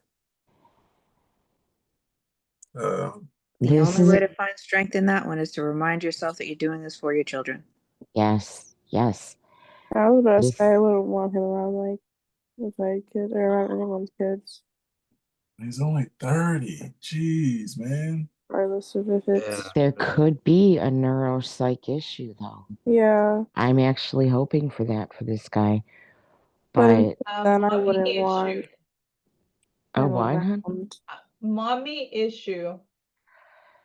Maybe a mommy issue. This is tough for me because this is basically what ended my marriage. She wasn't 79, but she was number 5. On baby number 3, so I had to literally in an instant decide what was better for me and my kids. And in a situation like that, as hard as it was, a lot of violence, there was a lot of bullshit. And he ended up in prison anyway. And everybody said the same thing. Oh, that's not like him. I can't say for sure, but there may be things that she's not and wouldn't want to say in public, that because she was fluffing a lot. He's my best friend. Yeah, I only want him. Only want him. No, this is about you and your kids now. Yeah. And yes, you want to support him. My girls are going through that. They want to support their dad, but considering the reason he's there, that's where you have to have a boundary. And they finally realized that by comforting him and being there for him, they were simply being like enablers. So you have to choose the role. Are you going to choose the role as mama bear and protect your kids? Or are you going to be the enabler?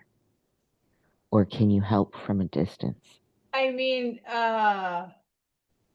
he's got mommy issues. Yeah. If he's going after an 80-year-old woman, that's as bad as going after a child. Yeah. It really is by law, it is. Gerontoism. I'm trying to remember it. I think our brains just clicked.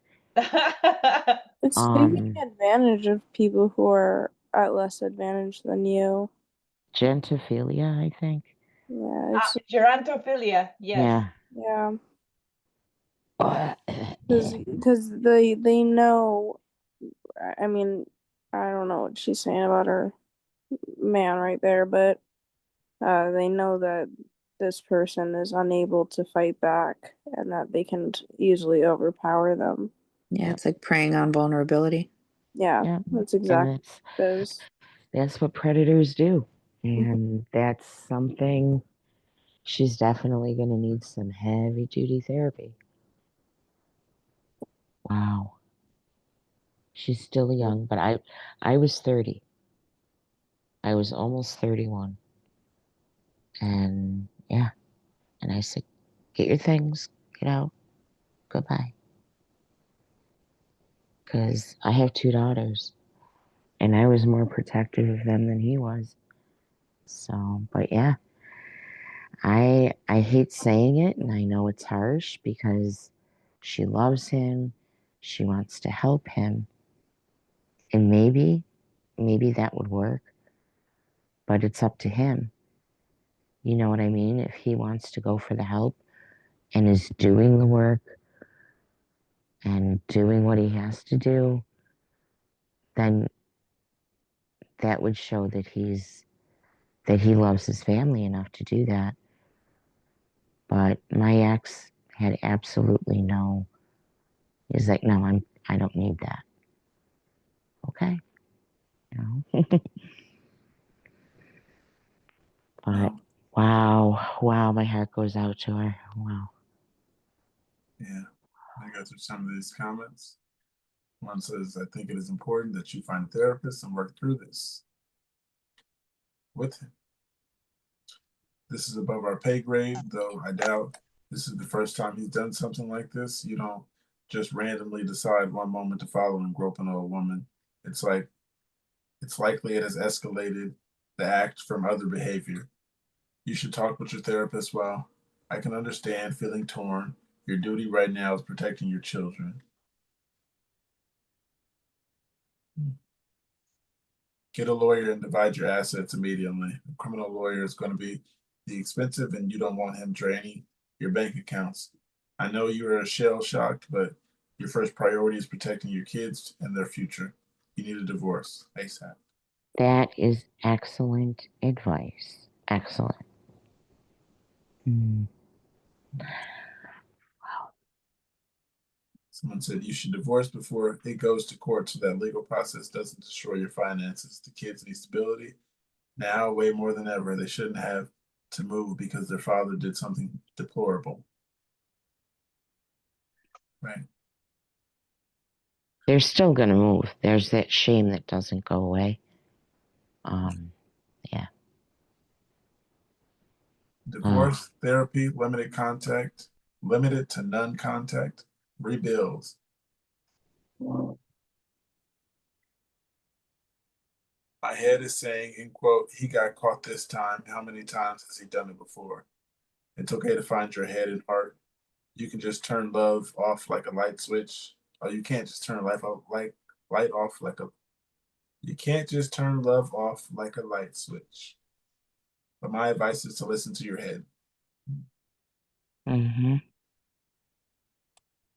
Oh man. Guys, we look so horrible. You need to grieve as for the man, you totally believed he was and process. You totally believed who he was and process his lifelong deception to you. Seek therapy today. Don't delay. Yeah. Codes, I'm so sorry you're going through this. I'm glad you're sharing this. You've got to surround yourself with supportive people. Again, I'm sorry. That's rough. Yeah. One said, I hope you don't live on the West Coast. My former coworker's grandma was just assaulted last week, exactly like the same, and investigators told her it was his first time. It wasn't his first time, even 10th time. He targeted women unable to fight back and quickly run away.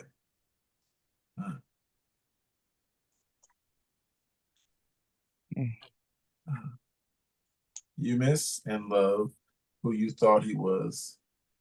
It was a facade, and this man is actually a predator. Please seek some therapy and file for a divorce.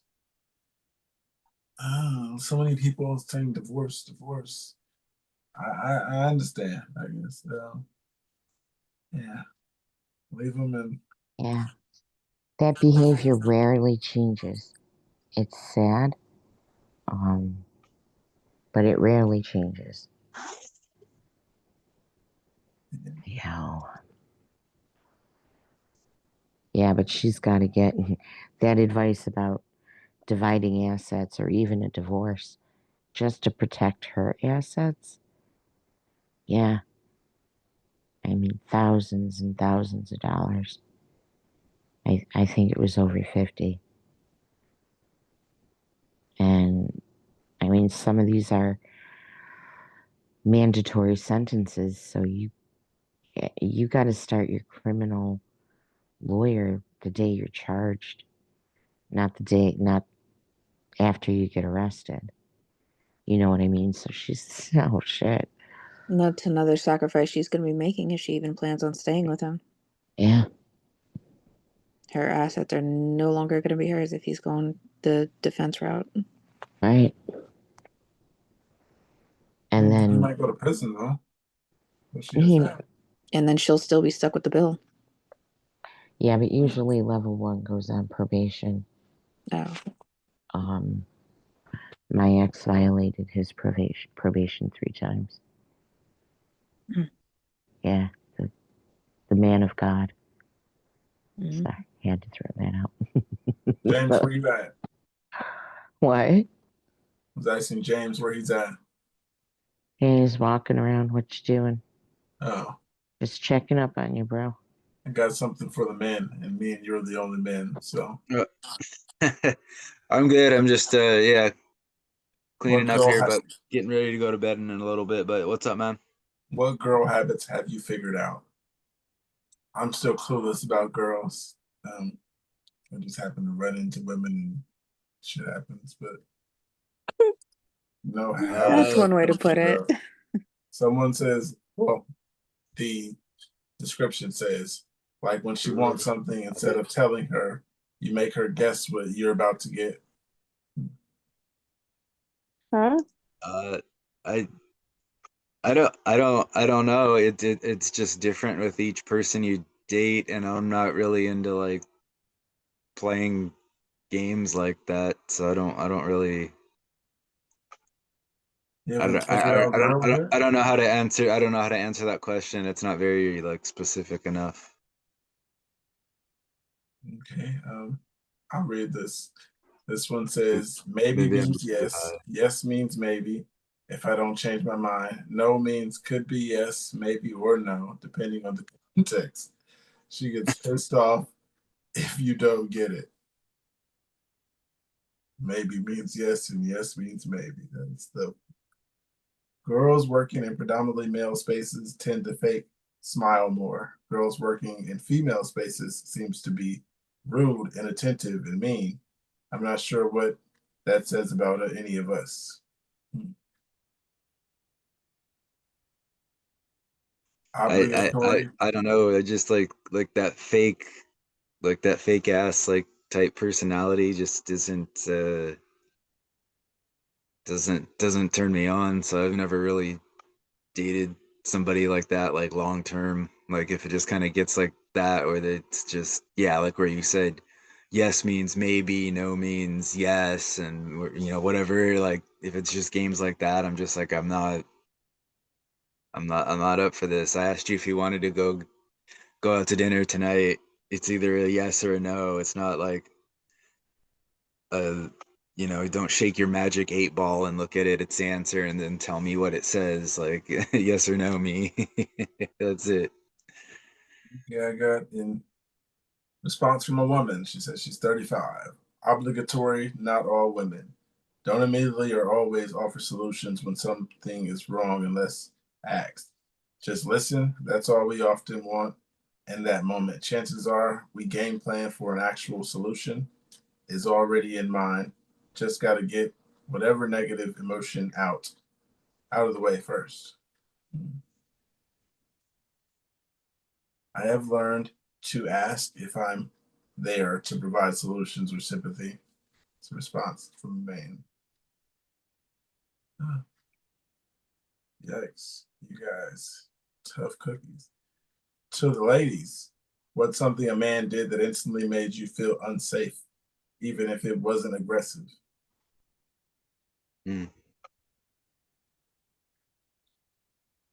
I guess the talking under your breath, like just saying really inappropriate shit, just stuck in traffic or something small, set you off like that, then now I don't feel safe.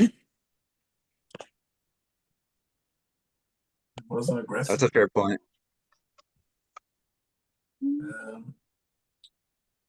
I'll read a comment from another woman. It says, speak to me in Asian language, usually Japanese, sometimes Chinese, trying to impress me. That tells me right away that he sees me as a stereotype based on my complexion rather than as a person. Whenever that happens, I always answer in fluent French, and then act surprised when he doesn't understand my white language, my end quote white language. That's funny. Oh man, you speak English to him or speak French? That's messed up too. Says a client walks up to me in a space where nobody else is around and says, "You look just like my ex-wife." I said, "Oh, interesting," because I had no idea what to say to that, and he instantly replied with direct eye contact, "I fucking hate my ex-wife." Oh yeah, that can make you feel unsafe. That's super awkward and over the top. That's unnecessary. I think for me is when like a guy's told me what to order for food or what to eat. Just kind of gives you the Set the tone. yeah, for what's coming. Or sometimes how they speak to their parents or elders, I guess. I kind of it seems like a old stupid thing to say, but just like you can tell like how someone is by how they respect people. It doesn't have to be like their parents, because you know people can have bad relationships with their parents. But just people in general. Yeah, I got some comments here. One says, asked me to meet up like 10 p.m. to take a walk in the woods together and proceeded to call me boring, but I firmly declined. Oh, look at the stars in the woods. He told me I was safe with him on the first date. Is that a thing? Like he says you're safe too soon? Why would you go out of your way to say that? That just makes it seem super creepy. I mean, I if you would agree to not go kill hiking at you. 10 in the middle of the night, then that's probably something they want to say. Just like talking something and then out of nowhere he's like, "I'm not gonna hurt you, I promise." Yeah. That would freak me out. I'd be like, you know what? I'm gonna go home. Yeah, that yeah. Or if a guy Giving says away I his love you secrets. too soon. When you don't give them what they want and that shadow falls over their eyes and face. Oh yeah. What shadow? Please explain. There's this look or this like tone that if they don't get what they want or something, you don't do what they want, they like pout. And it's almost baby like. And sometimes it goes for like sexual reasons, and it's like a huge not only turn off but red flag. Here's a good one. It says he stepped in between me and the door. Oh yeah, that can make you feel safe, unsafe. That makes me feel unsafe. I was gonna say, no matter what gender or situation, if somebody purposely blocks the door and doesn't let you leave, that's gonna freak anybody out. Mm-hmm. There's another good one. What was more funny? Showed up to my work unannounced with donuts to make my coworkers like him multiple times. We weren't even together. We matched on Hinge, I believe, and hadn't gone on one date yet. Hadn't hooked up, nothing. Give him my job Reindeer. Hey, learn your lesson. Don't tell them where you work. Yeah, right. Baby reindeer. That's a horrifying. Reindeer? Yeah, I was Baby gonna say for reindeer. the first few sentences, it sounded kind of cute. Like, oh, he showed up to her work, and then when you said they had never been on a date before or anything, that was like, okay, that's creeper stalker status now. Yeah, that's baby reindeer. This is even creepier. It says, I sent him a picture of me and he figured out where I was from that picture at the time. And a surprise visit. Baby Stalker reindeer. alert. No. Baby reindeer. I'm out. I'm out. That is horrifying. I hate predators. I hate them. I hate them. I hate them. That's a guy. Like, why do you have my Do VPN? you Why do you know? know where I am? Yeah, that's all bad. That if you have a picture taken, it stamps with a geolocation. Oh yeah, it does on my iPhone. Yeah. That's my exact location, the exact time, the exact date, everything. Uh-huh. Another one here says, I'm a cleaner. I was cleaning his house. He came up to me and looked at me fully up and down and said, you really have a lot of tattoos, don't you? And something about the way he said it and his body language just made my hair on my back stand up. Fucking yuck, bro. Bought me a drink and then joked about it being spiked, followed by a nervous laugh. What the fuck, man? Come on. He insisted I got off the elevator first in a parking garage. Some of this shit makes me uncomfortable. We were laying down watching a movie. He placed his head on the top of mine and then squeezed me so tight it hurt. And I whispered, end quote, I already miss you. Scared me a lot. I broke up with him the next day. Something about that way that he said it. I remember there was this guy at my work. It was a customer who came in and we started talking, and I forgot what he did, but I had to like call my mom to get him out because he was like freaking me out and they thought he was gonna kidnap me. I forgot what he did though. Damn. He did something. My mom remembers that I had to call. She was like, you were really scared. I forgot what happened though. I guess that's what the ECT was for. Damn. I think he had like a knife or something. So that might have been more aggressive. Might have been more aggressive. Yeah. I would say a knife would be, yes, a little more. You just don't really keep in your memory and you kind of let go. Exactly. It's something, yeah, you just try and, yeah, you don't think of it often enough to remember the small little details Yeah, because you just pretty want sure it all gone, kind of, right? Yeah, I think my brain's trying to protect me. Yeah. I'm gonna just let it do its thing. How about this one? It says, what's the first sign you usually notice when your mental health is declining? Forgetfulness. The first comment says persistent procrastination. Yeah, but then again, I have ADHD, so Okay, one here not says applicable. one says very simple things start to feel difficult and overwhelming, like refilling my vitamins and or remembering to take them every day. I stopped keeping up with chores around the house. I feel like everyone is mad at me. Yeah, things not getting done makes sense. I literally just start feeling numb to things. I wake up and I don't want to do anything. For me, it's losing interest in things. I usually enjoy movies, games, hanging out with friends. That creeping apathy is usually the first red flag my brain gives. Isolation. I stopped taking my meds. That's rough, Lufa.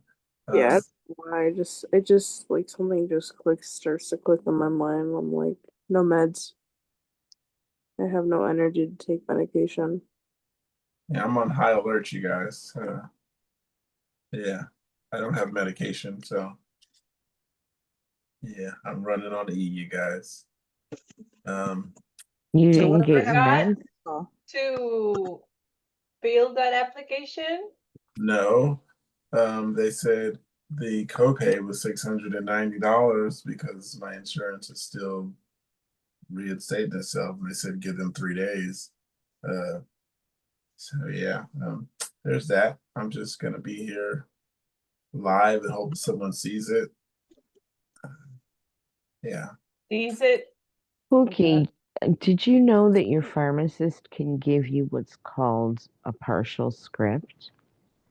And you can get hold you over. You can get like 5 days worth. That way it won't cost you as much, and by then they might have it straightened out. Didn't know So, that. yeah, see if the pharmacist will do that. Because then it's, yeah, Uh-huh. I don't want you not having meds. I'm like, okay, Exactly. where's the GoFundMe? I don't have no money. But definitely call your pharmacy first thing and see if they can give you a like an emergency partial script while you get this worked out. You'll still have to pay for it, but it won't be $700. You know? Yeah, that was for 90 days worth of pills. That was 600. Oh, okay, that's why. Yeah, because I Pookie, get what 90 days at a time. are you out of? What are you taking? Lamotrigine. I have not not funny. I have like bottles of lamotrigine left, but they're definitely expired, so they wouldn't do you any good. Tell me you got some lamotrigine sitting around, James.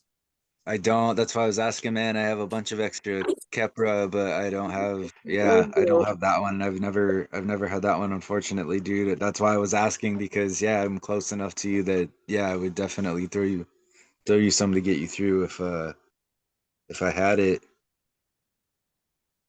Yeah, just start taking this Keppra. What was that? I got some Keppra sitting around. I actually keep Keppra as a backup. Yeah, that's all the extra I have too is I Keppra. got some oxycarbazepine too. I Yeah. didn't even know that was here with my name on it, but I found it. It says my name on it. I was like, wow. Actually, Was it super old or? I found that the forgotten meds have worked for the times that the pharmacy for before you actually go like 2 doses without, before Yeah, you it's get more like than 2 doses, you take something.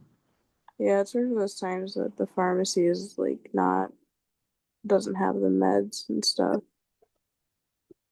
yeah, we were going through that here, and my doctor wrote my script a week early. So I have like 10 days, and apparently they're telling us here that there's a shortage of Vimpat. And No. I'm like, but say no, I'm talking the brand, Oh. because I haven't tried the generic since it first came out. Yeah. But I had a problem with it.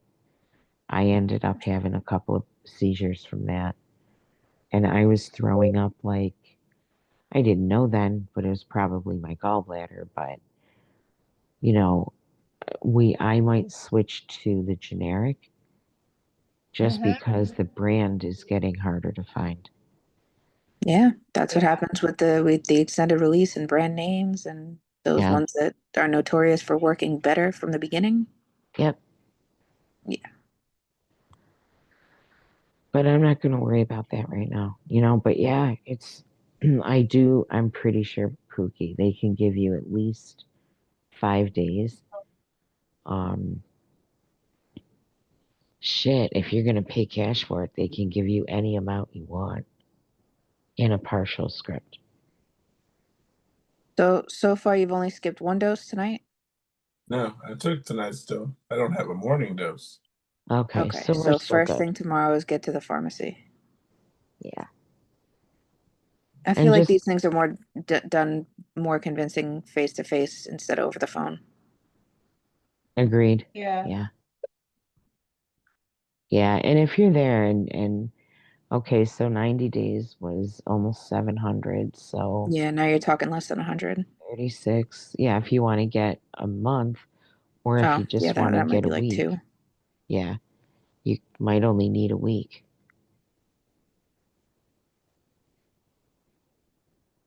Yeah, we'll get you covered. All right, I got a post here. It says, for those whose parents walked in on them during sex, what happened? I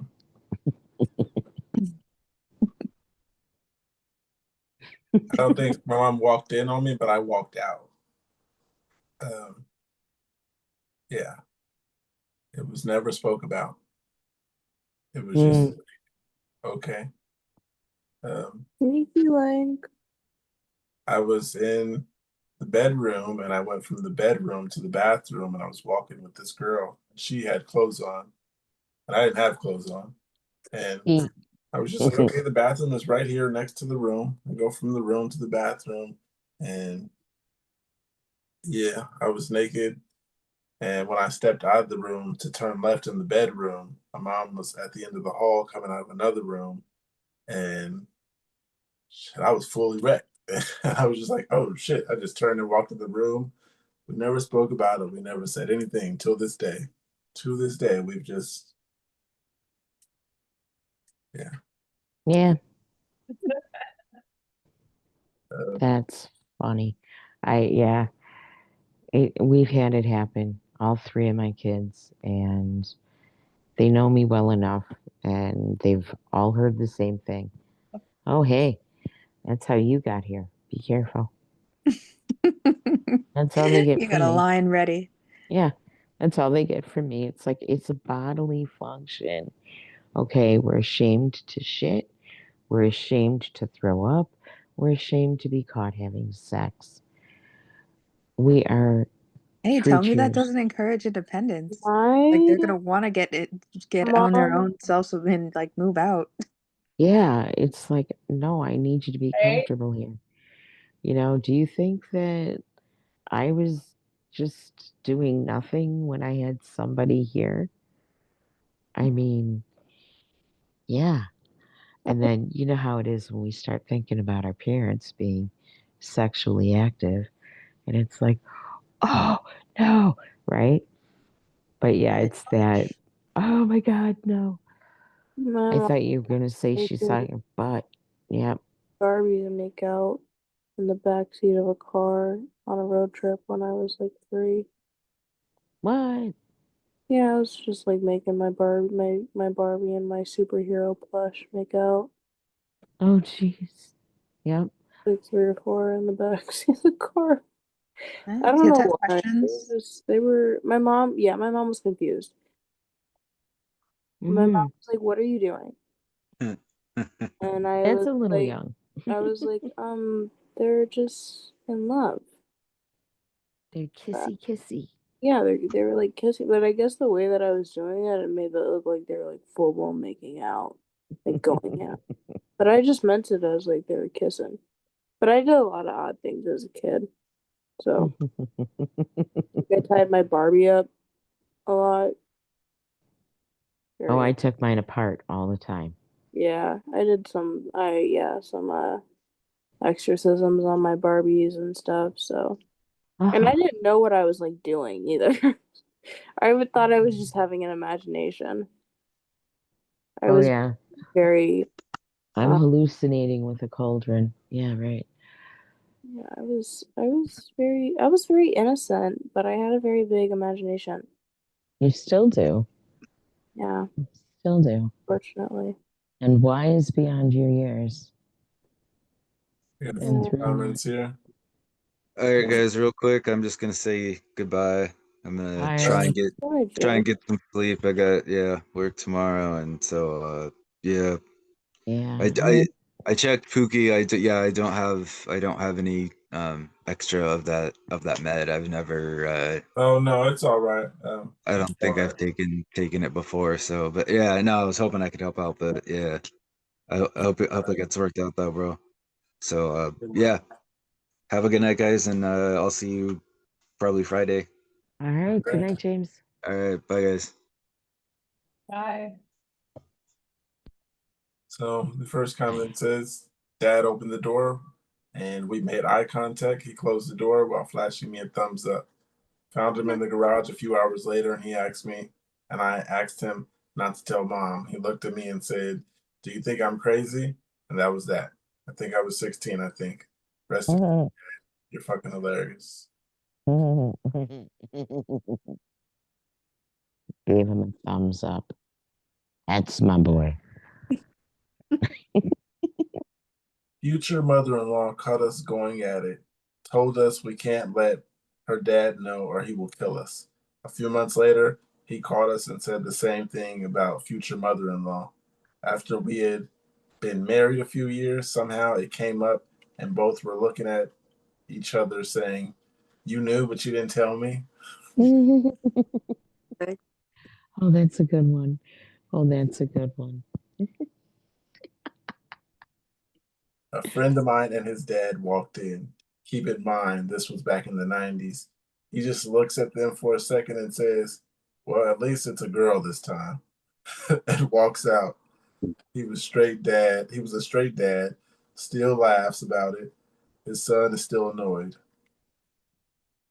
At least it's a boy. Grandma was on the phone and wanted to talk to me. Mom didn't think. Walked straight into my room, walked straight out and told my grandma I couldn't come because my girlfriend and me were watching an exciting movie. Thanks, Mom. It was a basement, so we stopped and held each other, pretending to be asleep, butt naked under the bed, under the bed's only sheets. Her mom noticed us and climbed back up the stairs. Her family was mad at us, but not too mad. They thought she was a lesbian for the longest time. Mm. That was frowned upon in the 90s. She likes girls. This one says, girlfriends. Now my wife's dad threw her bedroom door open. We locked eyes. He said, "You want to get the fuck out of my house?" I said, "Yeah," and started back out the window that I came through. Got halfway out and he said, "Forget these." He picked up my shoes and threw them at me. Man, Christmases were awkward for a while. We got married 2 years later. Back out through the window. I was 18. My mom came home early. Luckily, she walked in 15 to 20 seconds after we had finished. She opened my door and we kind of just stared at each other for a second. She left. LOL. Later on that night, she just said, "Please tell me you wore a condom." Mm-hmm. I'm too young for grandchildren. Mm-hmm. That's what's gonna be on her mind. First thing. My mom backed up, closed the door, left the laundry outside, apologized later. Great. Says, dad-in-law barges in. "Hey, can I help you get this? Hey, can you help me get this up on the attic?" Oh my. Me with deer in headlights eyes. "Maybe in 2 minutes, dad-in-law." Okie dokie. There was no talking while moving stuff to the attic. Just 2 minutes later.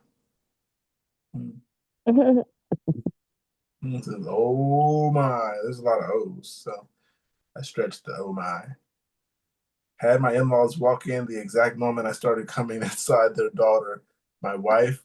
I heard, "Oh shit," and looked up to see her mom and dad standing there with their mouths wide open before turning around and closing the door. I can only imagine how much worse that would have been if we weren't married. Oh. Well, they weren't grandkids, right? How do you think they're going to get here? One says, "Not the parents, but my ex's sister walked in on us when I was sucking him. Then she shrieked and closed the door so fast and ran away. I heard her feet running down the hallway. I can still remember that. Someone said, "I seen the beginning of that movie." I was eating my girlfriend out for the first time and had her panties off and skirt up laying on her bed. Her mom knocked on the door and then girlfriend pulled up her skirt and sat up like, oh, 5 seconds. The mom opened the door and said, "I'm not stupid."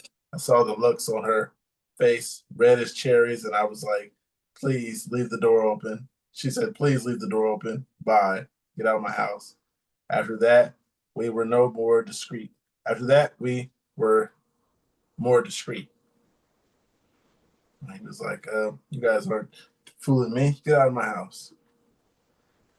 My ex's mom walked in on us. I was literally going to town on her on top. We were too loud to hear her come home. Her mom opened the door and jumped off, and we both got under the covers. She laughed and said, "What were you guys up to?" Was followed by a complete silence. Then she came over and sat on the bed and talked about plans for our holiday coming up. Still rock hard under the singular thin sheet with my girlfriend's mom sitting next to me. Never been so uncomfortable in my life. Awkward. Right. Don't let that happen again if you don't want this to, keep Right. happening. I wonder if that's how Martha would have handled it. Just sit down on the corner of the bed and talk about holiday plans. Yeah, like you guys know I know what's going on in here. Yeah. One says I was 16 and I was at my boyfriend's place, which was a foster care situation. He'd been placed in the system. We were going at it, and his foster guy he lived with, a gay drag queen, no joke, walked in, said, "Oops, sorry you guys, don't mind me," left, and then came back in 5 minutes later with a handful of condoms and flavored lube, told us to be safe and left again. We were traumatized. Traumatized for taking care of them? Can you imagine a drag queen walking in and you're not prepared for that? I mean, they didn't say he was like dressed up. He lives there. The kid lives there. Yeah, if anything, that delivery was out of consideration. Yeah, so she was traumatized. I call that snowflake. And it's a foster care situation, so it's not like it's even, necessarily a blood relative. I missed that. Yeah. Hey, my foster dad's a drag queen. Hey, that's kind of cool. Right. But I was traumatized. His dad walked in on us. My boyfriend at the time yelled at him to knock. Luckily, from where the bed was positioned, it blocked the view of the door. This saved us thousands of times. He just said, "Look, I get it. You're young rabbits, but I need to know what to make for dinner." We replied, and then he said, "Be on time for dinner," and walked out. The chillness of that family baffles me that day. Baffles me to this day. Oh man. These responses are hilarious. Once with my first boyfriend, we were in the middle of an act and his mom came in to put away some clothes, but instead simply going back, she continued with her mission of putting the clothes away, and my ex-boyfriend had to kick her out of his room while I was covered myself under the covers. I wish I could have disappeared ASAP. I was only 16 or 17 at the time. Uh-oh. Not gonna lie, I feel like that's happened to me at Guy's house. Sounds like you're eating. I couldn't really understand what you said. I'm eating an ice cream sandwich. Oh man. Sorry, Annie. I'll share it for the both of us. I have an Oreo ice cream sandwich waiting for later. That sounds delicious. That's a step up from mine. Mine's just a chocolate chip cookie ice cream sandwich with chocolate chips. But yours sounds a step up. I'm gonna get that. Anyways, Yeah.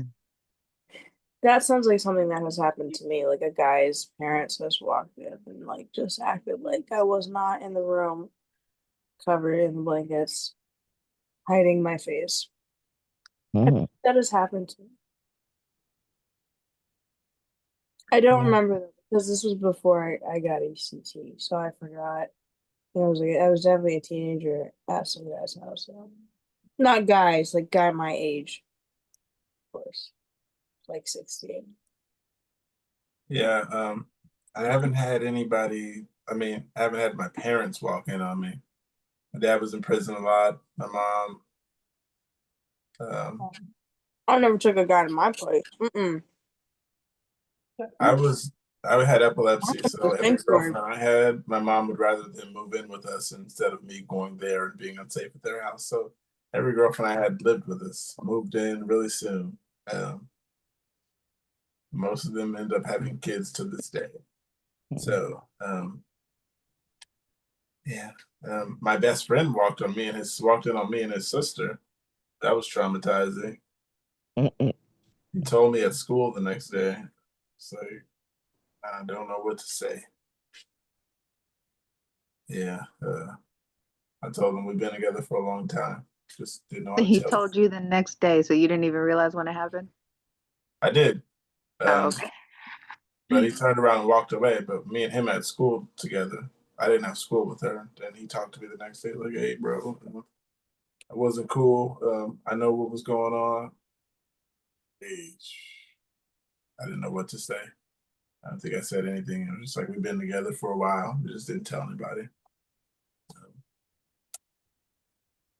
Yeah, he's still cool. She's not cool anymore, but got a comment that says, when I was called by my mom, I was in high school. She kicked the girl out and then prayed over my soul for the next 4 hours. When she was praying, I took a nice nap and we never spoke of it again. All right, guys. See you. See you. Night, Tristan. See ya. Yeah, now that it's almost time for coffee. Yeah, it's like 4 a.m. here. Yeah, you guys should get some rest, really. So I'm not. Oh, I slept till 3.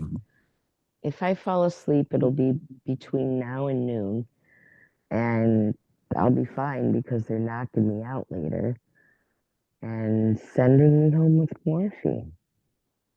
So I got nothing to lose. I'll be sleeping later, you know. But I'm hungry. Say good night, guys. All right. Good night, Lufa. Good night. Are you two gonna go to bed? Probably not. No? All right. Sounds good. I'm still here. But what if you drink? Would they let you have some kind of like protein shake, or can you No, drink? it has to be clear. So like apple juice, ginger ale. I can have coffee with sugar. No cream or half and half. Can't have dairy. Yeah, so you can't even do like a milkshake.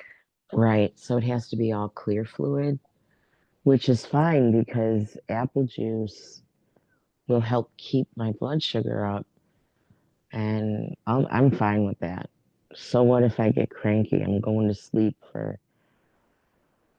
Yeah, I don't know about you guys, but anesthesia gets rid of so much pain, and I know I'm going to be in pain, but I'm going to still wake up feeling better. And it's like, oh God, I can hardly move my arm. But yeah, I don't care if I don't sleep. I can't. I'm wired. I'm tired and wired. Hey, this doesn't come around all the time. Oh, I This is know. gonna be a once in a lifetime surgery, hopefully. Oh, I don't know. I did the left shoulder 4 times. Ouch. So this one's a little more extensive.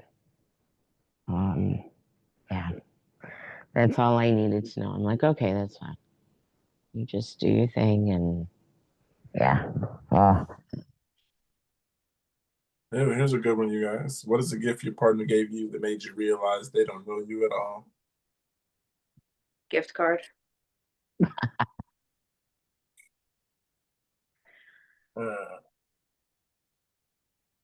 Yeah, I don't have anything for that. Or the wrong size shoes. Yeah, this is to ask women, so this was to you guys, but I can't think of anything. Yeah, I don't know, but we can go to the comments. The first one says, my boyfriend gave me a bath bomb and a pink Yeti wine cup for Christmas. I staunchly never take baths. I think that's staunchly. Okay. Staunchly, never take baths. I've never owned anything pink in my adult life, and I never had wine at this point. At that point, when I finally said, hey, what the hell, none of these reflect anything about me, he admitted it was a re-gift from his mother. No shame either. He thought it was better than nothing, but it wasn't. Oh. That's an eye opener. Oh, a regift. No. Says my ex-wife got me one of those candy bar bouquets for my birthday. You know, the ones, different candy bars glued to sticks, then arranged in a bouquet, popular at Walmart and gas stations. One, it was 2 weeks after my birthday. Two, I'm diabetic. That was one of the last straws before I left. Oh my God. In other words, I want you dead, right? That's clueless. Right. Oh, I've been quilting for years, many before I met my ex-husband for our last Christmas together. He got me the beginner's quilting supply kit, full of things I already had. As I wasn't a beginner quilter. Then he got pissy because I wouldn't use any of it. I'd been curating my own supplies for years based on my likes and needs, so I didn't need what his Walmart bullshit. Nothing against anyone that gets supplies from Walmart, but he definitely got me absolute cheapest option, and none of them would have lasted. It was definitely one more item in that list that finally convinced me to divorce him. What the? Yeah, somebody takes their hobby really seriously. Better know. Well, it's just that when your partner doesn't know you well enough and does stuff like that, it's like you just got me a beginner kit for a craft I've been doing for decades, kind of thing. That would have, and it isn't just that. I mean, it's like, do you really know me? That's what comes to mind. Yeah, well, what the hell were you thinking? Yeah, who did you buy this for? When he said his sex was a gift, then complained when I didn't accept his idea because he said that I wanted it, and so he was finally going to give it to me only because I wanted it. A waist trainer so I would lose weight. Oh shit. It's like call me fat without calling me fat. A kitten for my birthday, and I'm allergic to cats. It's horrible.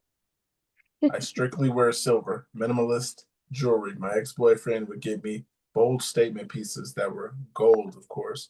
I called him out in the first few pieces, and he said he liked them and wanted to see me more of that. LOL, no thanks, don't. Damn.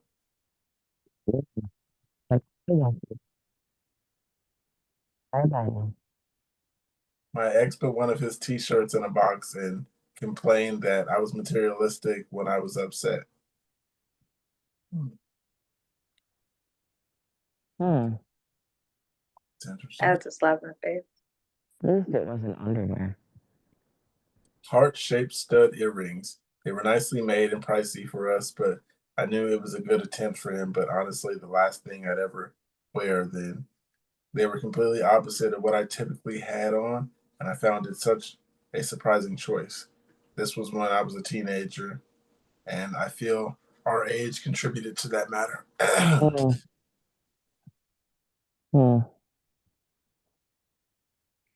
An egg boiler, which he gifted to his brother and mother in the past, and they liked theirs.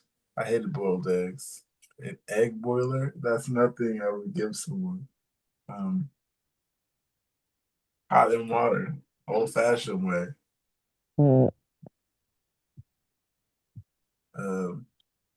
Yeah.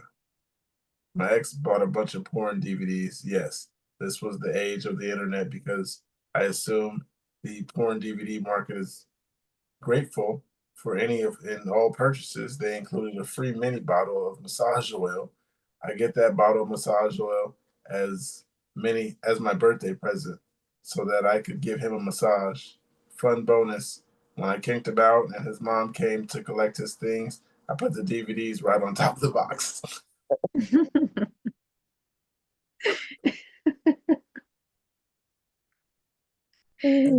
Dave felt so satisfied doing that. when he got me a floral romper, the complete opposite of my style, or when he got me the exact same shirt I wore hundreds of times around him. I guess he thought I needed two. Yeah. You had those shoes for a minute. You got some new ones now.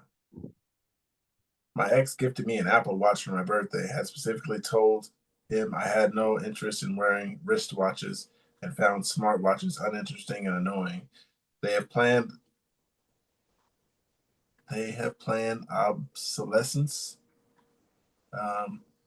obsolescence, won't withstand the test of time, and become functioning heirlooms. Need to constant be recharged, etc. In one ear and out of the other ear, I guess. This is very informative to know the things that women think. Well, you know on your own if you listen. Half of these are just guys that didn't listen. This one says, my ex gave me a Kindle. I love to read physical books and dream of having a home library one day. I own over 200 books already. He was a minimalist, though, and couldn't stand it, and I only had 15 books at a time. He couldn't stand it when I only had 15 books at a time. Oh. Shoes, 2 sizes too big. Yep. Probably means they're re-gifted. My ex-husband picked out the ugliest engagement ring. He was very focused on it being flashy. It was 3 big princess cut diamonds and came out to 3 carats and sat very high in the setting. Instead of thinking about my style and what I'd actually like to wear every day, it was very gaudy. By contrast, the, in quote, engagement, in quotations, because we aren't going to actually get married, just live in sin. Ring my current partner gave me is an aquamarine stone with small blue sapphires around it. 10 out of 10, no notes.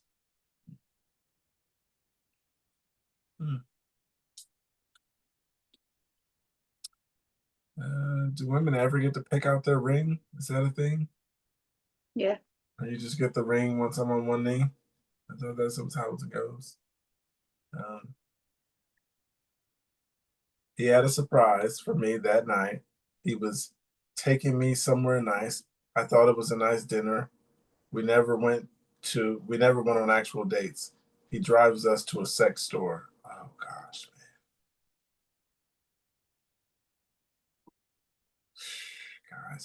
Guys. My ex brought me to Iowa for a coworker's wedding, my birthday weekend. He told me my birthday gift was going to the Field of Dreams site since I'm a bigger baseball fan than he was, and it was a, end quote, just down the road. It's convenient. That's how she felt about it. Yeah, it's something he wanted for her birthday, right? Yeah, that's how it goes. I gotta get going, guys. The house is waking up and all of that. I think I'm gonna All right. Well, it is 5 a.m. where you guys are at, so you guys get some rest. And I'm gonna go make a hamburger. Take your medication as prescribed.